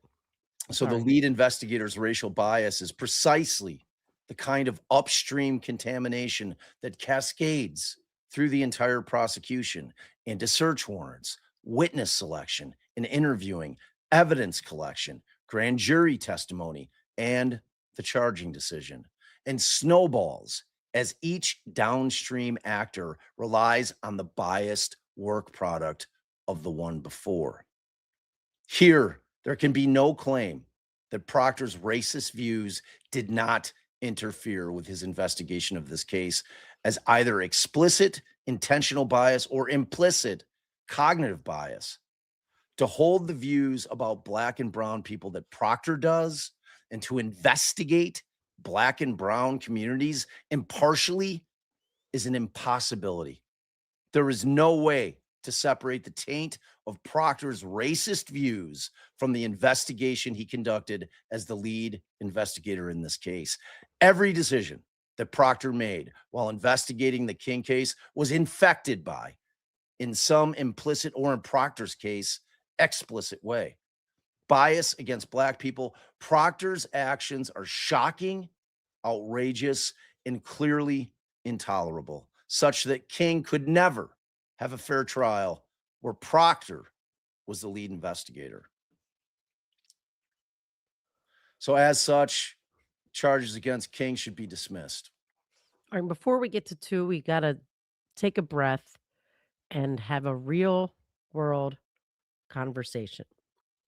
Because, Bob, I mean, what happens if the court's like, "You know what? That's it. He had these thoughts, case gone, dismissed." So now that every person without any view as to prejudice or, the strength of the evidence just gets their case dismissed and they walk free? Because once you set a precedent, you have a precedent. So it's not going to be as much as Bob and I want it to be. That's it. You drop the line right here and you say, that's it. He's gone. Well, a judge is going to think about what does that do for every other person who has been convicted that sits in jail. What is that going to do about them? So, I mean, that ship sailed.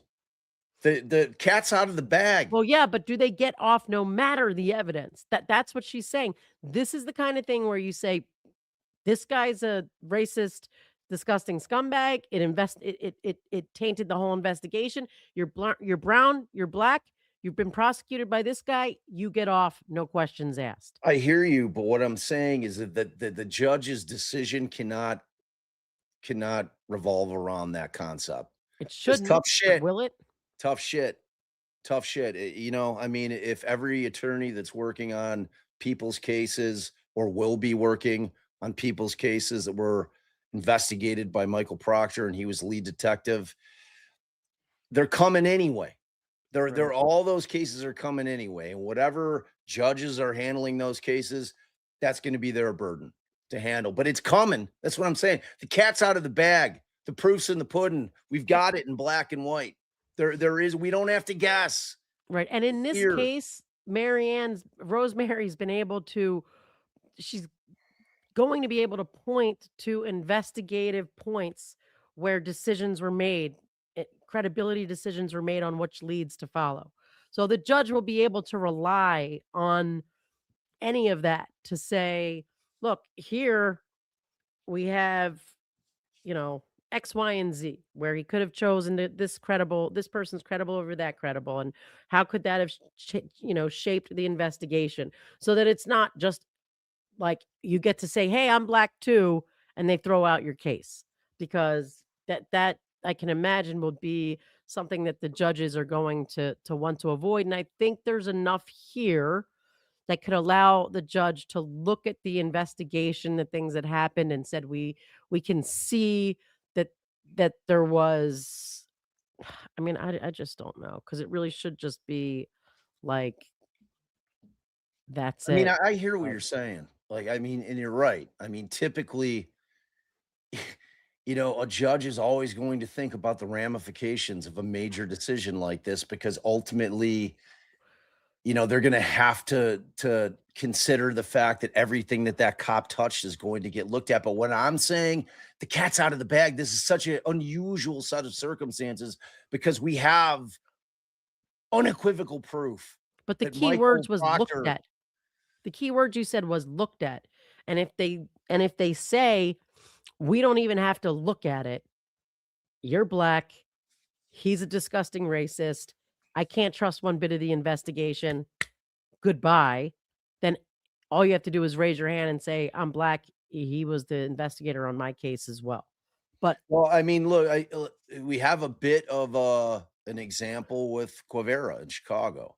I mean, it never got to the point, and I just want to prepare everybody. If everybody's wondering, like, oh, well, if turns out that there's 15, 20, 30, 40 people that are in prison or jail because of Michael Proctor planting cocaine or doing whatever he was doing, and it turns out that they start getting exonerated. Ronaldo Guevara not only was never charged with any crimes, he got his cop pension. That guy is still walking around on the streets getting paid his pension.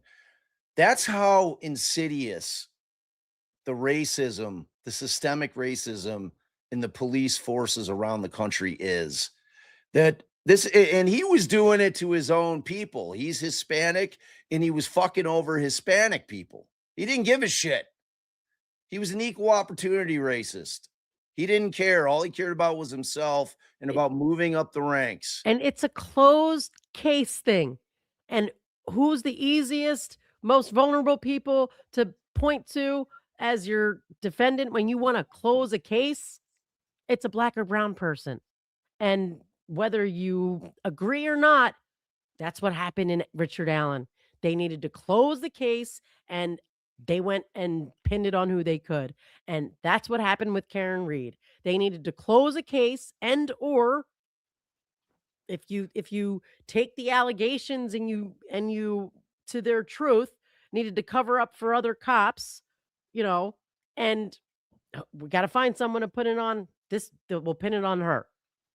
So it's driven by the need and desire to close cases and make the higher ups feel happy and prove that you're doing a good job, and then your victims of that go by your implicit or outright disgusting biases. And who is it easiest to pin it on? And all black people are bad, so let's start there. All brown people are bad, so let's just pick one. Yeah. And I gotta tell you, if any part of this conversation tonight's making you uncomfortable, Look at yourself. you need to take a peek in the mirror. And we're probably the wrong channel for you. As a matter Right. of fact, I can guarantee it. All right. Pull it up. Let's keep rolling. It's your turn. Two. Aye, aye.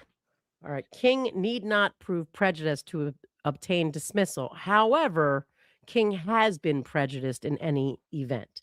And this is where I'm thinking, if the court is getting held up with, does anyone just get to raise their hand and say I'm black regardless of how strong the evidence is against them? That this is where uh the avenue will rely somewhat, maybe. I got to think it all through. But A, King need not prove prejudice where the lead investigator harbors deep-seated racial animus. Where the racial bias of a member of the prosecution team is as overt and unrelenting as Proctor's, no separate showing of prejudice is required. The Supreme Court's decision in Commonwealth v. Dew establishes that bigotry of this kind is itself the constitutional injury. The defendant cannot be required to reconstruct after the fact the precise ways in which a deeply racist actor's decisions warped the proceedings. And I'm sorry to have to pause here, but this goes back to what I was saying before. Like, I do think it needs to be, that's it. It's done, because you really can't. You can't know where else the investigation would go when you don't know what you don't know, because this racist son of a bitch didn't, like, you can't even trust what he put together. But we recognize in real world that it presents some issues. Yeah. So just over 6 years ago, the Supreme Judicial Court wrote an open letter to the members of the judiciary and the bar of the Commonwealth, acknowledging the grave and ongoing threat that racism poses to our criminal justice system. And it was a letter from 7 justices of the Supreme Judicial Court to members of the judiciary and the bar. June of 2020. This letter calls to, quote, create in our courtrooms a place where all are truly equal. Echoes long-standing Supreme Court language that racism is fundamentally at odds with any notion of real justice. Quote, discrimination on the basis of race is a source of injury to the law as an institution, to the community at large, and to the democratic ideal reflected in the processes of our courts. Citing a U.S. Supreme Court, quoting another U.S. Supreme Court from the 70s and the 40s. Racial discrimination, quote, not only violates our Constitution and the laws enacted under it, but is at war with our basic concepts of democratic society and representative government, quoting a U.S. court from ruling from 1940.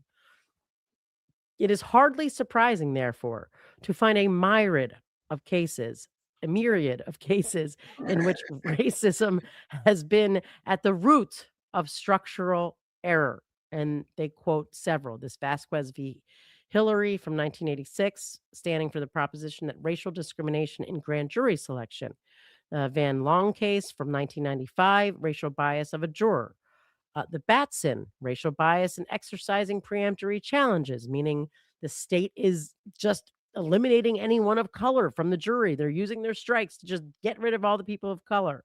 And then a Massachusetts case from 1979 saying the same.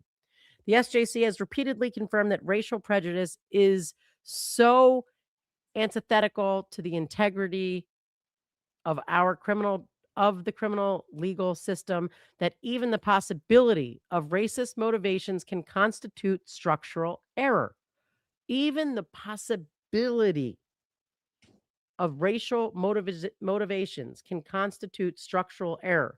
And under the law, structural error means you don't have to prove prejudice. It happens, you're done. You punched a cop, you're going in. You punched a cop, you're going in. And that's structural error. That's what we talk about when you're denied your right to counsel of choice. That's it. You don't have to go back and recreate shit. It's over. And that was the case in this due case, by the way, that the defense cites. That was really a case where his own lawyer was a racist piece of shit. But again, you're not going to have a case like on on all fours. So you have to take the law and apply it to different ways and say the same reasoning applies. So, based on Proctor's text, there is no doubt that Proctor was racially prejudiced. We know of his bias and bigotry as a result of his repeated declarations of hatred against Black people and celebrates the very idea of killing and enslaving Black and Brown people. In Commonwealth v. Due, that's the case I was just talking about, the court held that counsel's bigotry against persons of the defendant's faith and race, which manifest during counsel's representation of the defendant, deprived the defendant of his right to a fair trial. In Due, the court found that the defendant had, quote, shown a pattern of posts reflecting the intensity of defense counsel's bias, coupled with a record that defense counsel was unable to divorce his animus from his conduct as defense counsel. And then they also cited to a Ninth Circuit 2020 case. Although we cannot know with certainty whether defense counsel's actions or inactions during the course of the representation were motivated by anything other than the defendant's best interest, on the record before us, we cannot credibly assume that defense counsel's representation was not affected by his virulent anti Muslim and racist views. Importantly, we cannot know whether an attorney who did not share the animus that defense counsel harbored for persons of Muslim faith and Black persons would have negotiated a better plea agreement. Nor can we know whether defense counsel's other actions were unaffected by his views regarding Black and Muslim individuals, where, as the record shows, was the case here. Counsel harbors a deep seated animus for persons of the defendant's race or religion. We cannot presume zealous advocacy, nor can we ask the defendant to prove how his counsel's bigotry might have affected the plea deal or otherwise impaired their representation, especially in view of the record that defense counsel's bias reared its head in connection with his treatment of the defendant. That was that Due case. The court further stated that defense counsel, quote, did not leave his deep seated bigotry at the courthouse door. Our confidence that the defendant was afforded a constitutionally fair process is necessarily undermined. The court held that, quote, no additional showing of prejudice is required and vacated the defendant's convictions and remanded for a new trial. So there, a new trial was possible. In these cases, new trials aren't going to be possible right away necessarily. I mean, it would require an entirely new investigation. Like maybe people's cases go through some sort of reinvestigation and then somebody like a cold case kind of thing reinvestigates everything. I mean, that might be how it has to go. And people have to be held during that reinvestigation period, and it has to be for a certain period of time. I mean, I do not know. I do Yeah. not know. And then Yeah. you have people where the same witnesses don't exist. He never followed up on X witness. This Black witness told him he saw X, Y, and Z. They never followed up on X, Y, and Z. Now this other guy is dead, so that guy's got to go. He's got to be released because we couldn't even prove or disprove. I mean, something like that. I don't know. Yeah. As Justice Cipher stated in her concurrence, public confidence in the integrity of the criminal justice system is essential to its ability to function. Yes, judges, we must be aware of and concerned with the confidence of not just this defendant and not just all and Black Muslim clients represented by defense counsel, but rather all Black persons and members of the Muslim faith in our community, not simply those that have come into contact with the criminal justice system. Yes, and you need to do that for everybody because if this is who you are, it bleeds into everything. And just because even if you think you've got this racist, disgusting cop, right? And, he starts out by just, planting evidence on black people, doing whatever to arrest black people. You don't think that it doesn't matter?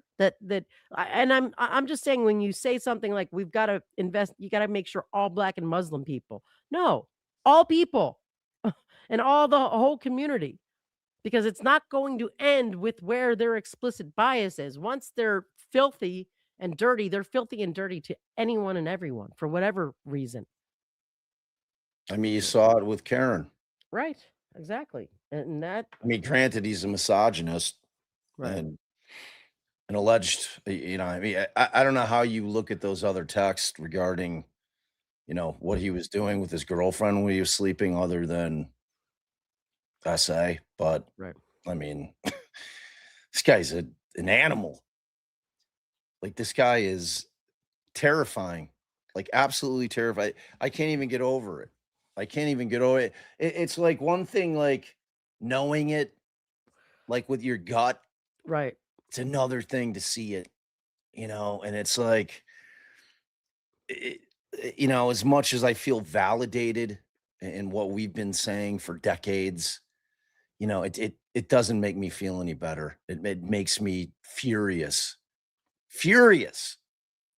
And it's just like I said, I'm just thankful that this thing is out, and it's got to start somewhere. It Right. has to get exposed somewhere. Right. While the holding in due focused on defense counsel, the analytical framework that bigotry creates an actual conflict of interest that cannot be cured by post hoc speculation about its effects translates, in this case of first impression, to Proctor as lead investigator. In Commonwealth v. Rodriguez, the SJC expanded the long racial protections, and that's long like from a case, uh, to non-traffic investigatory stops, which should extend to the investigations themselves. And in Commonwealth v. Baggett, extended due to include relief for defendants where racist social media posts post-dated the attorney's representation of the defendant. The court reasoned that intense racism and bigotry of the kind shown does not develop overnight, and that overt racist statements during the representation are not required to constitute an actual conflict. Baggett's reasoning is particularly forceful here because King is not asking the court to draw an inference of contemporaneous bias from later in time conduct. The disclosed Proctor materials span 2013 to 2023, a continuous, unbroken record of explicit racial animus that encompasses, rather than post dates, the entire investigation of King in 2021. Proctor was actively exchanging racist messages while investigating King. On September 2nd, 2021, between the homicide and his grand jury testimony, Proctor received a message from a fellow group chat member that, quote, going from Cam Newton to Mac Jones is like driving through Mattapan Square and entering Milton. To which Proctor responded, that's great and accurate. If post dated racist conduct supports the Baggett inference, contemporary racist conduct establishes the conflict directly. Here, there is no question that Proctor's communications crossed the line from defensible political positions to expressions of, quote, extreme racism, at times directed towards defendants he was investigating. Thus, there is no question that Proctor had a conflict of interest, which would render any investigation into King, a black man, quote, fundamentally unfair and its results unreliable. In a rare case like this, where the primary investigating officer's racial bias is so blatant, failing to provide a remedy is pernicious What? Where are you? here, Pernicious. pernicious. Yeah. Duh. Okay, is pernicious not only because it deprives King of rights secured by the 6th and 14th Amendments to the United States Constitution and Article 7 of the Massachusetts Declaration of Rights, but also because it systemically infects and poisons public confidence in the judicial proceedings. Yes, I mean, this is important. Like, let's just stick with Norfolk. That's it. You've poisoned public confidence in judicial proceedings. And if, judge, you don't do something, how is it going to change? So, but also because it systemically infects and poisons public confidence in the judicial proceedings, injuring the law as an institution and the community at large, citing to this Davis case from 2017. Also, Supreme Court case from 2020. And for that 2020 case, they're citing the concurring opinion of Kavanaugh. Unfairness and racial bias can undermine confidence in and respect for the criminal justice system. Way to go, Kavanaugh. When confronted with clear discrimination, putting the burden on the accused to prove prejudice sends the quote, unmistakable message that the criminal legal system tolerates bias and signals that ours is a system of justice for some rather than justice for all.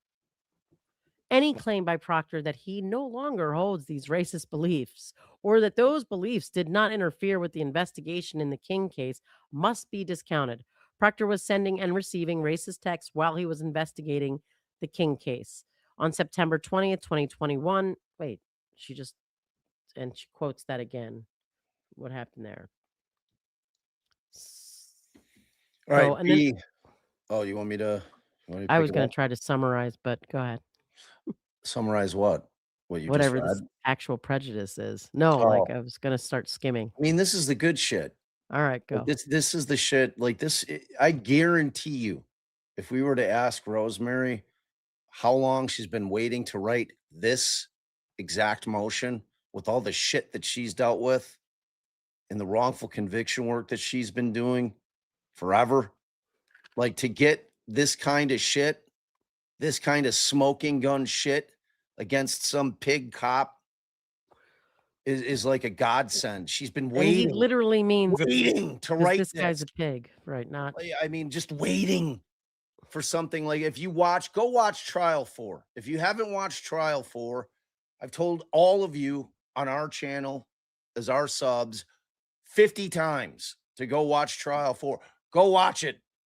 You'll see what Rosemary Scapicchio is all about. You'll see how hard that woman fights for the people she represents.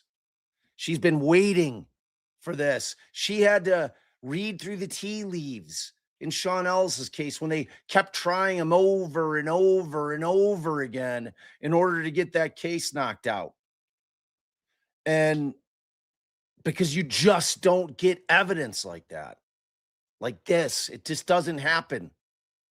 This is like a unicorn has just landed on the earth and exposed. And please, for the love of God, just understand that this is not just a Massachusetts thing. Understand and feel it deep in your bones. This is the entire country, the North, the South, the East, the West, everywhere. Departments have this shit going on. It's not just Michael Proctor and his cronies. and if they'll do it to black and brown people, they'll do it to you like they did to Karen Reed. And like I've said a million times, this is not an indictment on all cops. There are good men and women out there doing an incredibly dangerous, grossly underpaid, thankless job.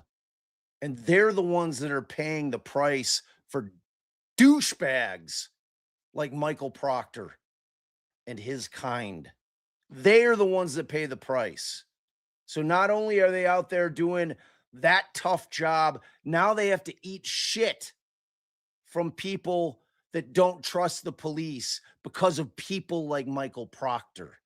That's the problem. That's the problem. This isn't a defund the police because we can't have police. That's absurd. Well, The country would go into. No, it's not a well I mean, like, situation. defund is You not like reallocate the money. It's a different thing. You put the money where it belongs to make the force better. People were saying, "Oh, well, you won't have police." We need to have police. We just need good people doing the job. It's that simple. It's that simple. All right, let's keep rolling. How much more is left on it? Because we're at 2 hours, 15 minutes. I think another 8 pages. Well, we're gonna Maybe. are we gonna break it into 2? Or No, we're gonna okay. All right, well, let's power through. you're here. All Any right. event. B, in any event, King has suffered actual prejudice. Even if this court were to require King to demonstrate prejudice, he has shown it. The due framework recognizes the futility of asking a defendant to reconstruct the precise harm caused by deep-seated racial animus.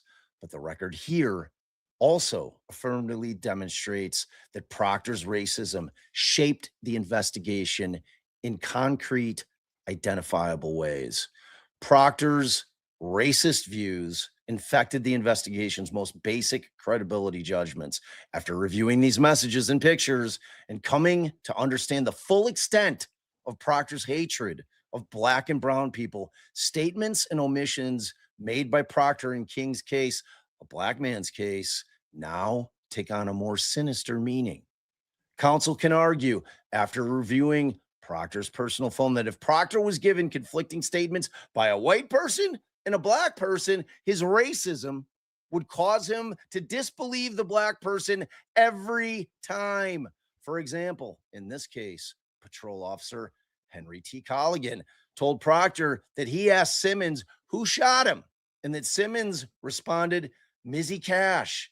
Yet Finesse Carter and Michael Turner, the two witnesses who are noted to have been with the victim in close proximity, rendering aid, footnote 4.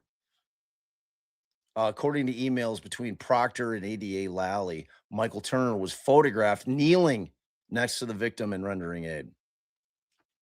Did not hear this conversation, and it appears from the discovery that they were not asked about this conversation. In other words, Proctor credited the white officer without even attempting to corroborate or refute that statement using the observation of two Black witnesses. While that example is obvious from the circumstances, it is impossible to determine whether there were others, whether Proctor's biases caused him to fail to pursue other leads or avenues of investigation that are now lost and undocumented. King has clearly suffered prejudice at the hands of a lead investigator who thought King and everyone who looked like him was less than human. Every decision Proctor made was filtered through that animus. Moreover, the Commonwealth has informed King that it does not plan to call Proctor at trial. If King calls Proctor, Proctor may invoke the Fifth Amendment. Footnote 5, King is not admitting or denying that Proctor has a Fifth Amendment claim. Even if Proctor does not invoke the Fifth, the Commonwealth's decision not to call Proctor would shield Proctor from cross-examination, as he would need to be called by King, which means that Rosemary would have to do a direct examination. So, And she couldn't impeach her own witness. correct. The impact would not be the same. Where King is denied a fair trial because of the overt racism of the lead investigator, resistance to relief for King would severely undermine the integrity of the criminal justice system or the criminal legal system. As the SJC recently recognized, quote, this must be a time not just of reflection, but of action. Letter from the 7 justices of the Supreme Judicial Court to members of the judiciary and the bar, June 3rd of 2020. It's been 6 years. How's it coming? How's it coming, fellas? How's it coming, ladies? Good. An institution cannot be recommitted to the systemic change needed to make equality under the law an enduring reality for all. To the systemic change needed to make equality under the law an enduring reality for all. And at the same time, hold that an investigator who dehumanizes Black persons and every other non-white race and non-Christian religion can adequately and impartially investigate a case with a Black defendant. The Commonwealth's election not to call Proctor as a witness compounds the prejudice and converts a fact witness problem into a structural one. The Commonwealth proposes to introduce the fruits of Proctor's racist investigation, his warrants, the witness statements he took, the evidence he collected, the photo arrays he assembled, through other witnesses who relied on Proctor's work, while keeping Proctor himself off the stand. The result is that the Commonwealth gets the benefit of Proctor's biased investigation without ever exposing Proctor to cross-examination by King. That is precisely the kind of structural manipulation of witness availability that violates due process. And that is just very true because also, like I said, when someone's testifying, their credibility is at issue and you can get in like all their credibility issues. But when they choose the clean cop to get up and present the dirty cop's investigation, it leaves you unable to conduct anywhere near the same cross examination. It doesn't even entitle you to all the same information since that cop is not testifying. Yeah. So if King is, wait, is that where I'm at? Yeah. If King is forced to call Proctor in order to expose his bias and Proctor invokes the Fifth Amendment, the Commonwealth will have effectively immunized its own racist lead investigator from any meaningful cross examination, an outcome that confronts King with an impossible choice between foregoing impeachment of the investigation and putting on a witness who will assert privilege. Either way, the right to meaningful confrontation guaranteed by the Sixth Amendment in Article 7 is hollowed out. Webb v. Texas. As Thus, is the right to a fair trial. I would have 100%. added that one right there. But, 100%. Thus, King has suffered irreparable harm, as he will never be able to paint a full picture for the jury about how racist and biased the lead investigator of his case was. 3, dismissal is warranted even absent prejudice to create a climate adverse to repetition. That's what we talked about earlier when she cited this language. Even if this court were to find that King has not established prejudice, this court can still dismiss the indictments because Proctor's conduct was so egregious, and dismissing King's case would, quote, create a climate adverse to repetition. And I also think if they rely on this as the reason, then they can say we only have to do it without any prejudice claim on this first one because that sets the climate. That creates the climate adverse to repetition. As a way if they're afraid that just raising your hand and saying I'm black, even if like it was the most obvious of cases, uh, you know, that's the risk when you say no prejudice has to be established. So dismissal with prejudice is a quote remedy of last resort. Dismissal can occur where there is egregious government misconduct in failing to disclose evidence. The defendant is prejudiced by the late disclosure, and the defendant can show irreparable harm to the defendant's ability to obtain a fair trial. Under the second principle, when prosecutorial misconduct is egregious, deliberate, and intentional, or results in a violation of constitutional rights, it may give rise to presumptive prejudice. The only reason to dismiss criminal charges because of non prejudicial but egregious police misconduct would be to create a climate adverse to repetition of that misconduct that would not otherwise exist. The text on Proctor's phone are vile, and Proctor was not the only police officer participating in the WhatsApp group messaging. Even now, the Norfolk County District Attorney's Office continues to protect Proctor and the horrible messages on his phone. The Commonwealth has had access to these texts since at least July of 2025 and has failed to take any steps to dismiss the case against King. The message currently being sent is that it is acceptable to be a police officer and to hold belief that hold beliefs that black people are animals responsible for all crime, and that the Commonwealth will protect people who hold those beliefs, shield them from accountability by refusing to call them as witnesses, and seek protection orders to further shield their racism from the public. This court has the power to dismiss this case against King and to send a message that the courts do not tolerate officers that participate in any criminal investigation where the officer believes that Black people are less than human and that Black people always commit crimes and should be killed and enslaved. King requests that this court dismiss the indictments with prejudice because Proctor's conduct was egregious, and dismissing King's case would, quote, create a climate adverse to repetition. All right. 4, Roman numeral style. King is entitled to an evidentiary hearing under the Equal Protection Clause in Articles 1 and 10.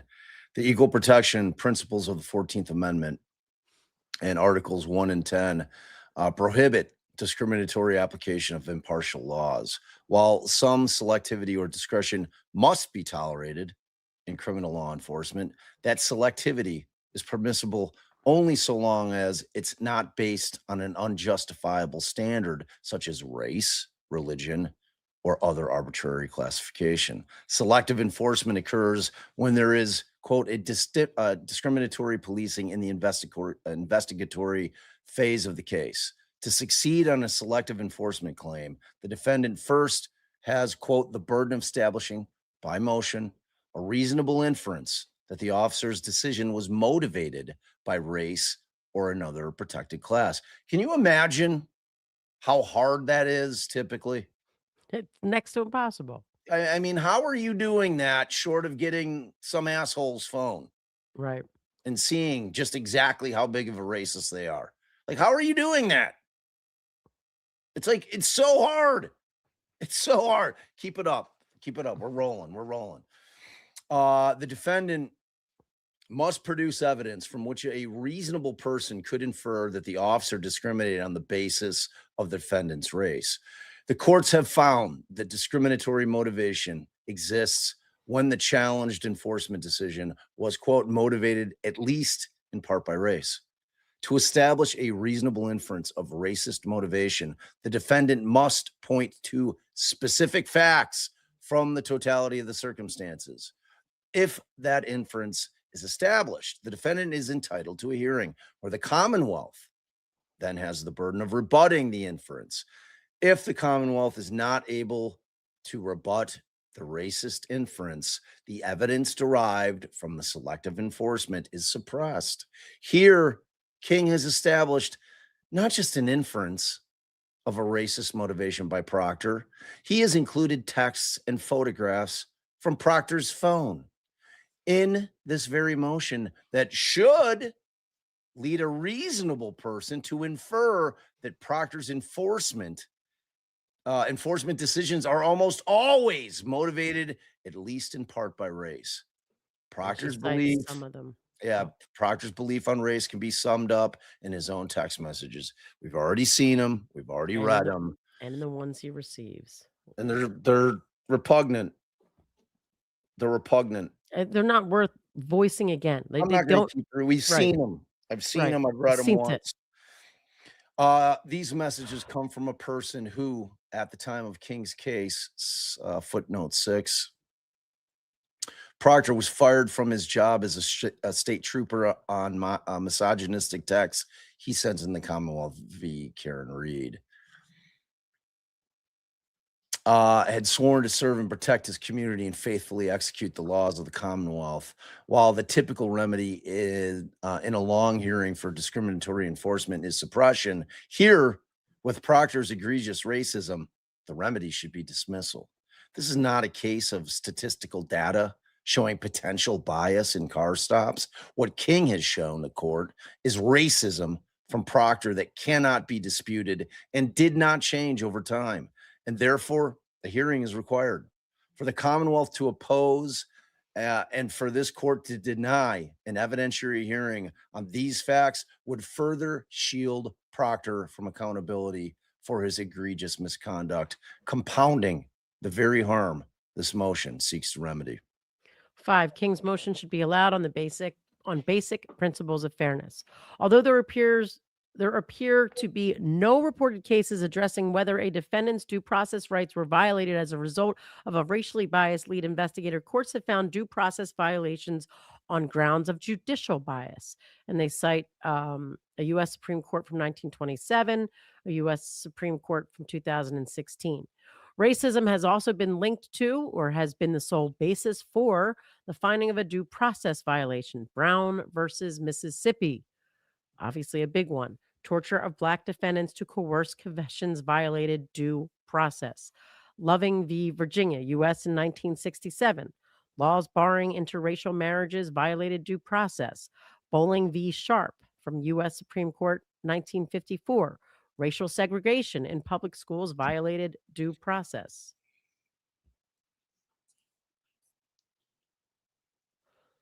For this court to acknowledge the profound impropriety created by Proctor's investigation of King would be no more than, quote, recognizing that this case offends those canons of decency and fairness which express the notions of justice of English speaking peoples, even toward those charged with the most heinous offenses.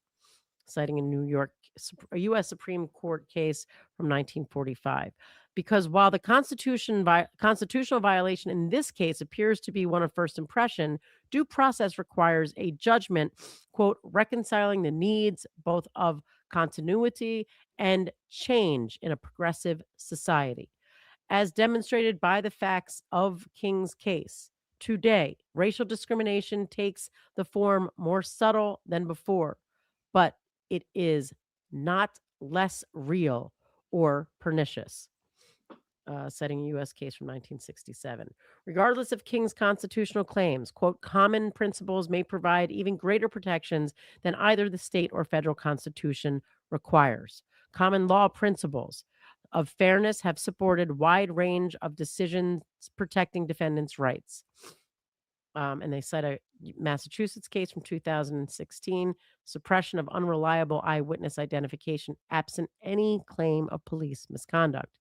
Another Massachusetts case, dismissal of indictment on double jeopardy grounds. Another Massachusetts case from 1986, admission of specific acts of violence to support a claim of self-defense. So what the this motion is doing here is giving just another way to get to the end. Okay, if you can't say it's a constitutional violation, let's go under common law principles of fairness and just lay it out there. So even if this court were to determine, next sentence says it, I guess, that the prevalence of racism in this case throughout Proctor's investigation was not a violation of King's constitutional rights, common law principles of fairness demand that King's motion to dismiss be allowed. No objective observer could view an investigation in which the lead investigator held such deep-seated racist beliefs as anything approaching, quote, fair. Conclusion. For all the foregoing reasons, as well as the reasons stated in King's original motion to dismiss and his first supplemental motion to dismiss, King requests that this court dismiss the charges against him and, in any event, grant an evidentiary hearing on his motion to dismiss. To deny a hearing on these facts would further shield Proctor and the Commonwealth from accountability for this egregious misconduct. Well, thank you, Rosemary. Yeah. Thank you for having the heart and the bravery and the courage to file that and to go after what's right. It's that simple. I mean, again, vile, disgusting, unthinkable shit this guy is saying. It's hard to read, but you know what? We need to read it. We need to see it. It needs to be exposed. It has been exposed. I'm so thankful.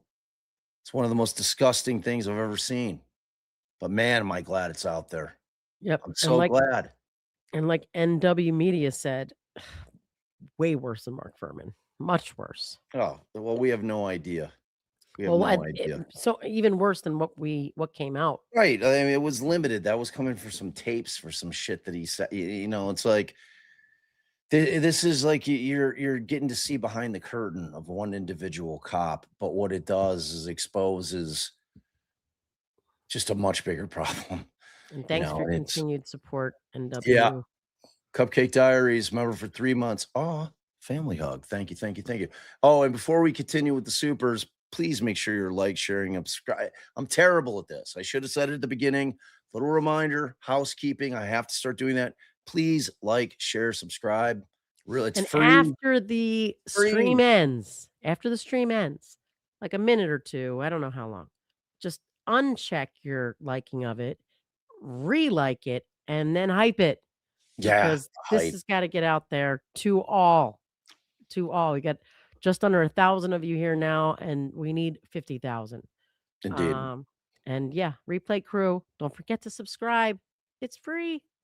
Donnie Now Wahlberg. Oh, family hug. New member. Welcome, welcome. And then Donnie also gifted Shared the 5. love. Thank you so Yes. much, Donnie. Miss W, 4321, member for 2 months. Finally made it to alive. Can't stay, but hi. Well, it was short, but it was glorious. Thank you for being a member. We appreciate you. Aurora Aura, member for 14 months. Wow. Thank you. Family hug. Love you too. Love you back. Thank you for being a member.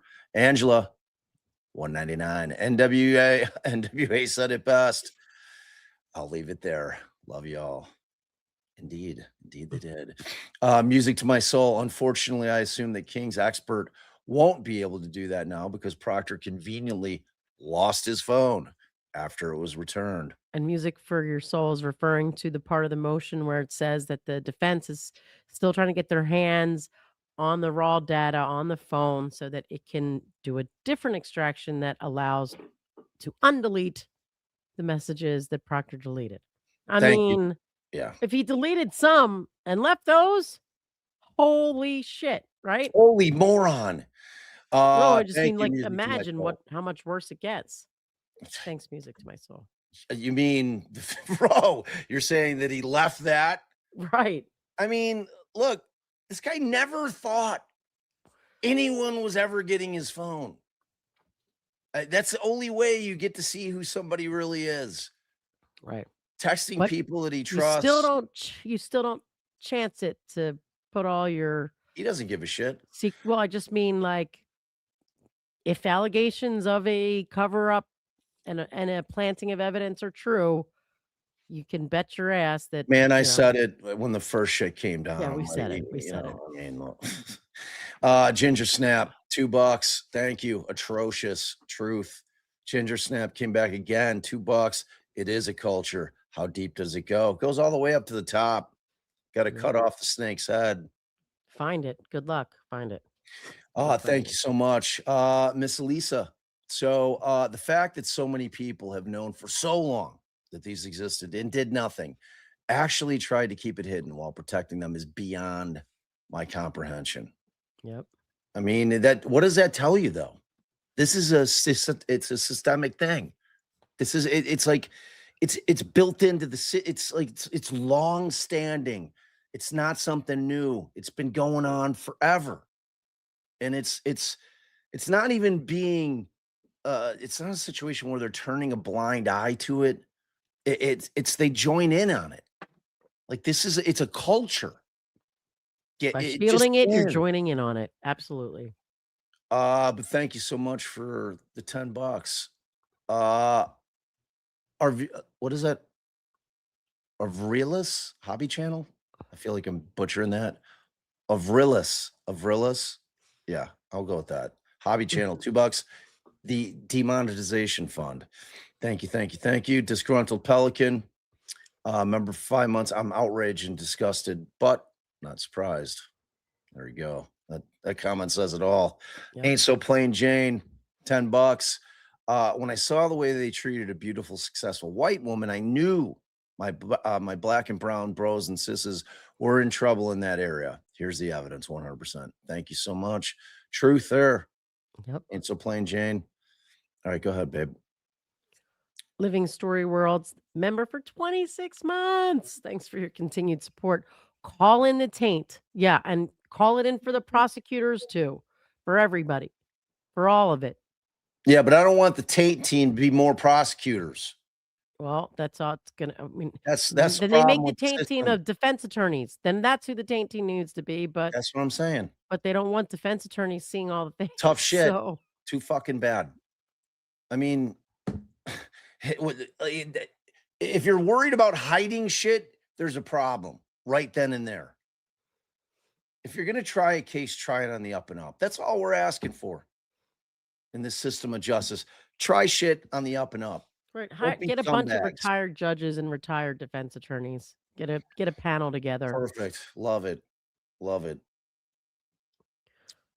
Gabby for justice. Can the federal government step in? I mean, I don't even know. I'd have to think of the whole separation of power and this and that. Uh, I don't think they could. Uh, maybe under something that I'm not thinking of, but somebody needs to step in. I mean, your point is well taken. Something has to be done. Thank you, Miss Alyssa. I I don't see how. I don't see how they cannot dismiss it. How could they prosecute without Proctor? Yeah, well, they'd They do find it a way all the because time. right, they just don't call the dirty guy. They Right. don't call the lead investigator. They still sometimes try all these cases in Chicago, just calling other cops, and they did it when they knew the cops once they know a cop is on the Brady list, they just don't call that guy. They call the partner, and it creates the problem that Rosemary is fleshing out in this motion. I mean, I'm You not crazy. They didn't call Proctor and Karen Reed 2.0, right? no, I right? mean, I don't think so. they had Yuri Bukaki came in. He's the guy who did it. He was in Proctor's stead. I mean, we saw how that went for him. I mean, What yeah. does Kristen Vasquez get, babe? Oh, family hug. But then it also says she's been a member for 3 months. So I don't know what happened there. Thank you for your continued support. Beating people for info and confession goes back years. Oh It yeah, goes back to the existence of police, cops period. I mean, and billy that's clubs. right. Yeah, Cops and billy look clubs. into John Burge. I Just mean, it Google goes back John to Burge. like the witch trials right there in Massachusetts. I mean, Google right there. John Burge, Chicago. You'll see what's up. All right. Uh, Afton gifted Gifted 5 Defense Diaries memberships. Thank you Thank for you, your Afton. We generosity. appreciate D it. Nice did the same. Thank you for Sweet. your generosity. Thank you, thank you. The Kiwi Crypt Keeper says, I want to see the messages, etc., that the House defendants sent and received from Morrissey and company so that they are fighting so hard to conceal. Here, here. Yes, yes.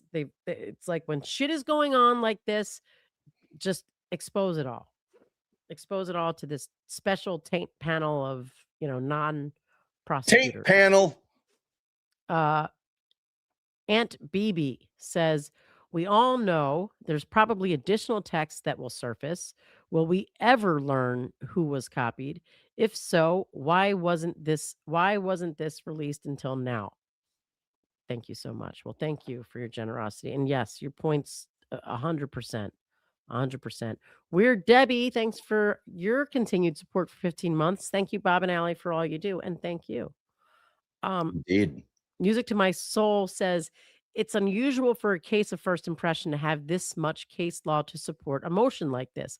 It is not unusual because when you have a case of first impression, you need to find similar cases like here that are using here's what the court said when a defense attorney was a racist asshole. And here's what the jury said, the judge said, or the Supreme Court has said when a juror with racist beliefs gets on the jury. So the more it's a case of first impression, almost the more case law you have to give to sort of apply it to these facts in this way and paint a picture for the judges. Right, because But it supports the proposition. Like the existing appellate law is not going to be on all fours. So when she's saying it's a case of first impression, there doesn't exist a case that has this set of fact patterns because of what we're talking about. You just don't get cops' personal phones that expose that they're horrific, racist motherfuckers.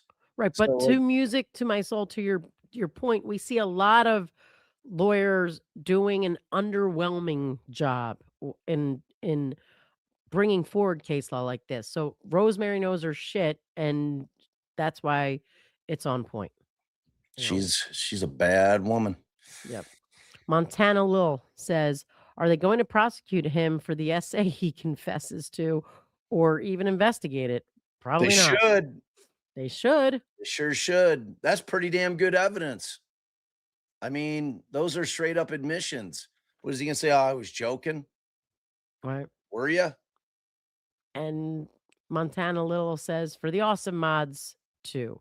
We also have a Buy the Mods a Pizza. Yes. Give our mods love.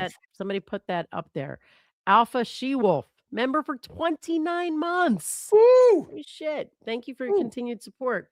How do any of these people still have jobs? I mean, how they haven't started a widespread internal investigation into both the prosecutor's office and the cops and MSP Who's is doing the beside me. investigating? I don't know. Somebody. That's the problem.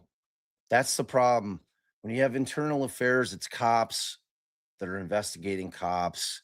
Taint team is all prosecutors, special prosecutors are like there should be no special prosecutor that ever prosecutes a cop shooting case. That has to be defense attorneys. Oh, but then you get people like uh Hank, Brennan.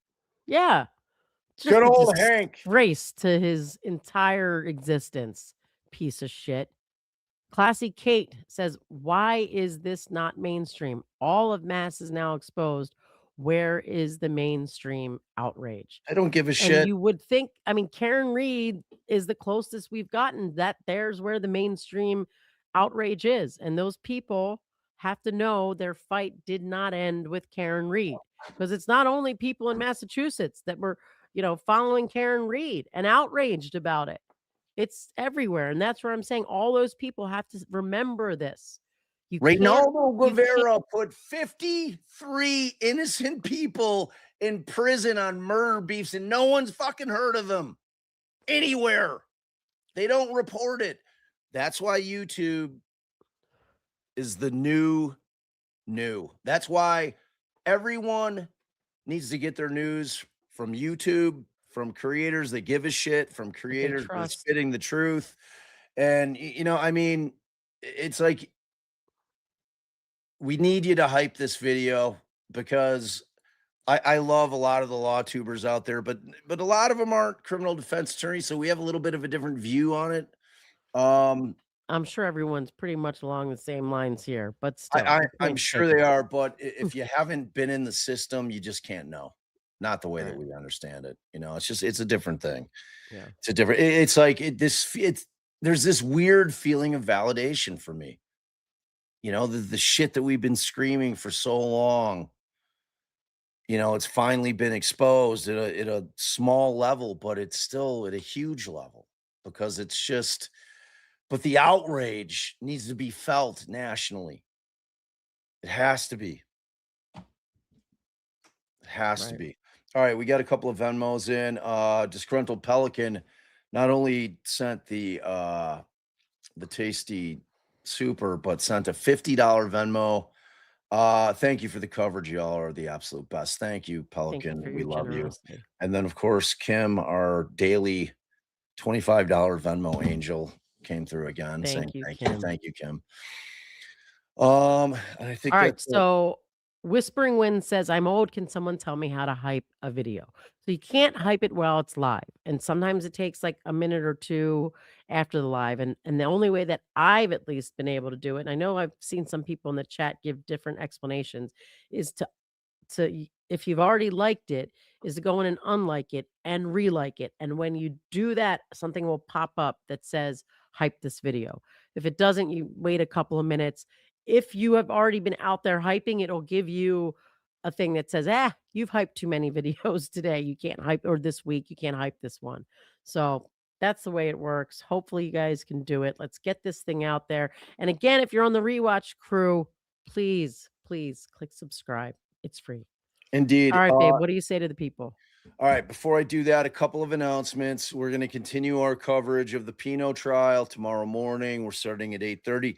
Allie and I are on a tight leash. It's our daughter's 14th birthday, so we're not playing around. There's not going to be any gaps in time, and we may abandon the stream, keep it running, but Allie and I might dip and have Tracy come back and just monitor it because Kat's going into the courtroom tomorrow.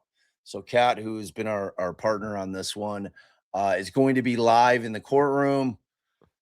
giving us some updates from inside the building itself. But it'll still be a great day of coverage. And then on Wednesday, a little reminder, the one, the only, the esteemed retired Judge Carol Erskine is going to be joining us to go over the nightmare of Adam Montgomery's reversed conviction on the murder of his beautiful, beautiful little daughter, Harmony.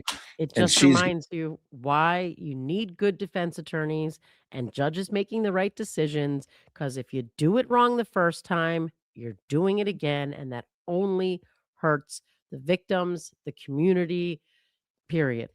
So, yeah. all right, You what do know, you and say? if you have not enjoyed the judge over here on our channel, fix your life. She's awesome. She's amazing. She is going to disclose uh portions of the investigation that have never been told publicly. So like I'm really excited about what she has to say. If you guys don't know anything about Judge Erskine's involvement with that Mhm. particular case in terms of getting Harmony's Harmony. brothers to a new family for adoption. I mean, And she's pushing for the investigation to begin with, all of it. into everything, She does all of it. into She's amazing. the systemic failures of the system. She's All right, amazing, what do you amazing. gotta say to the people, babe? All right, mods, first of all, thank you very much. We love you. We adore you. Tracy, thank you so much.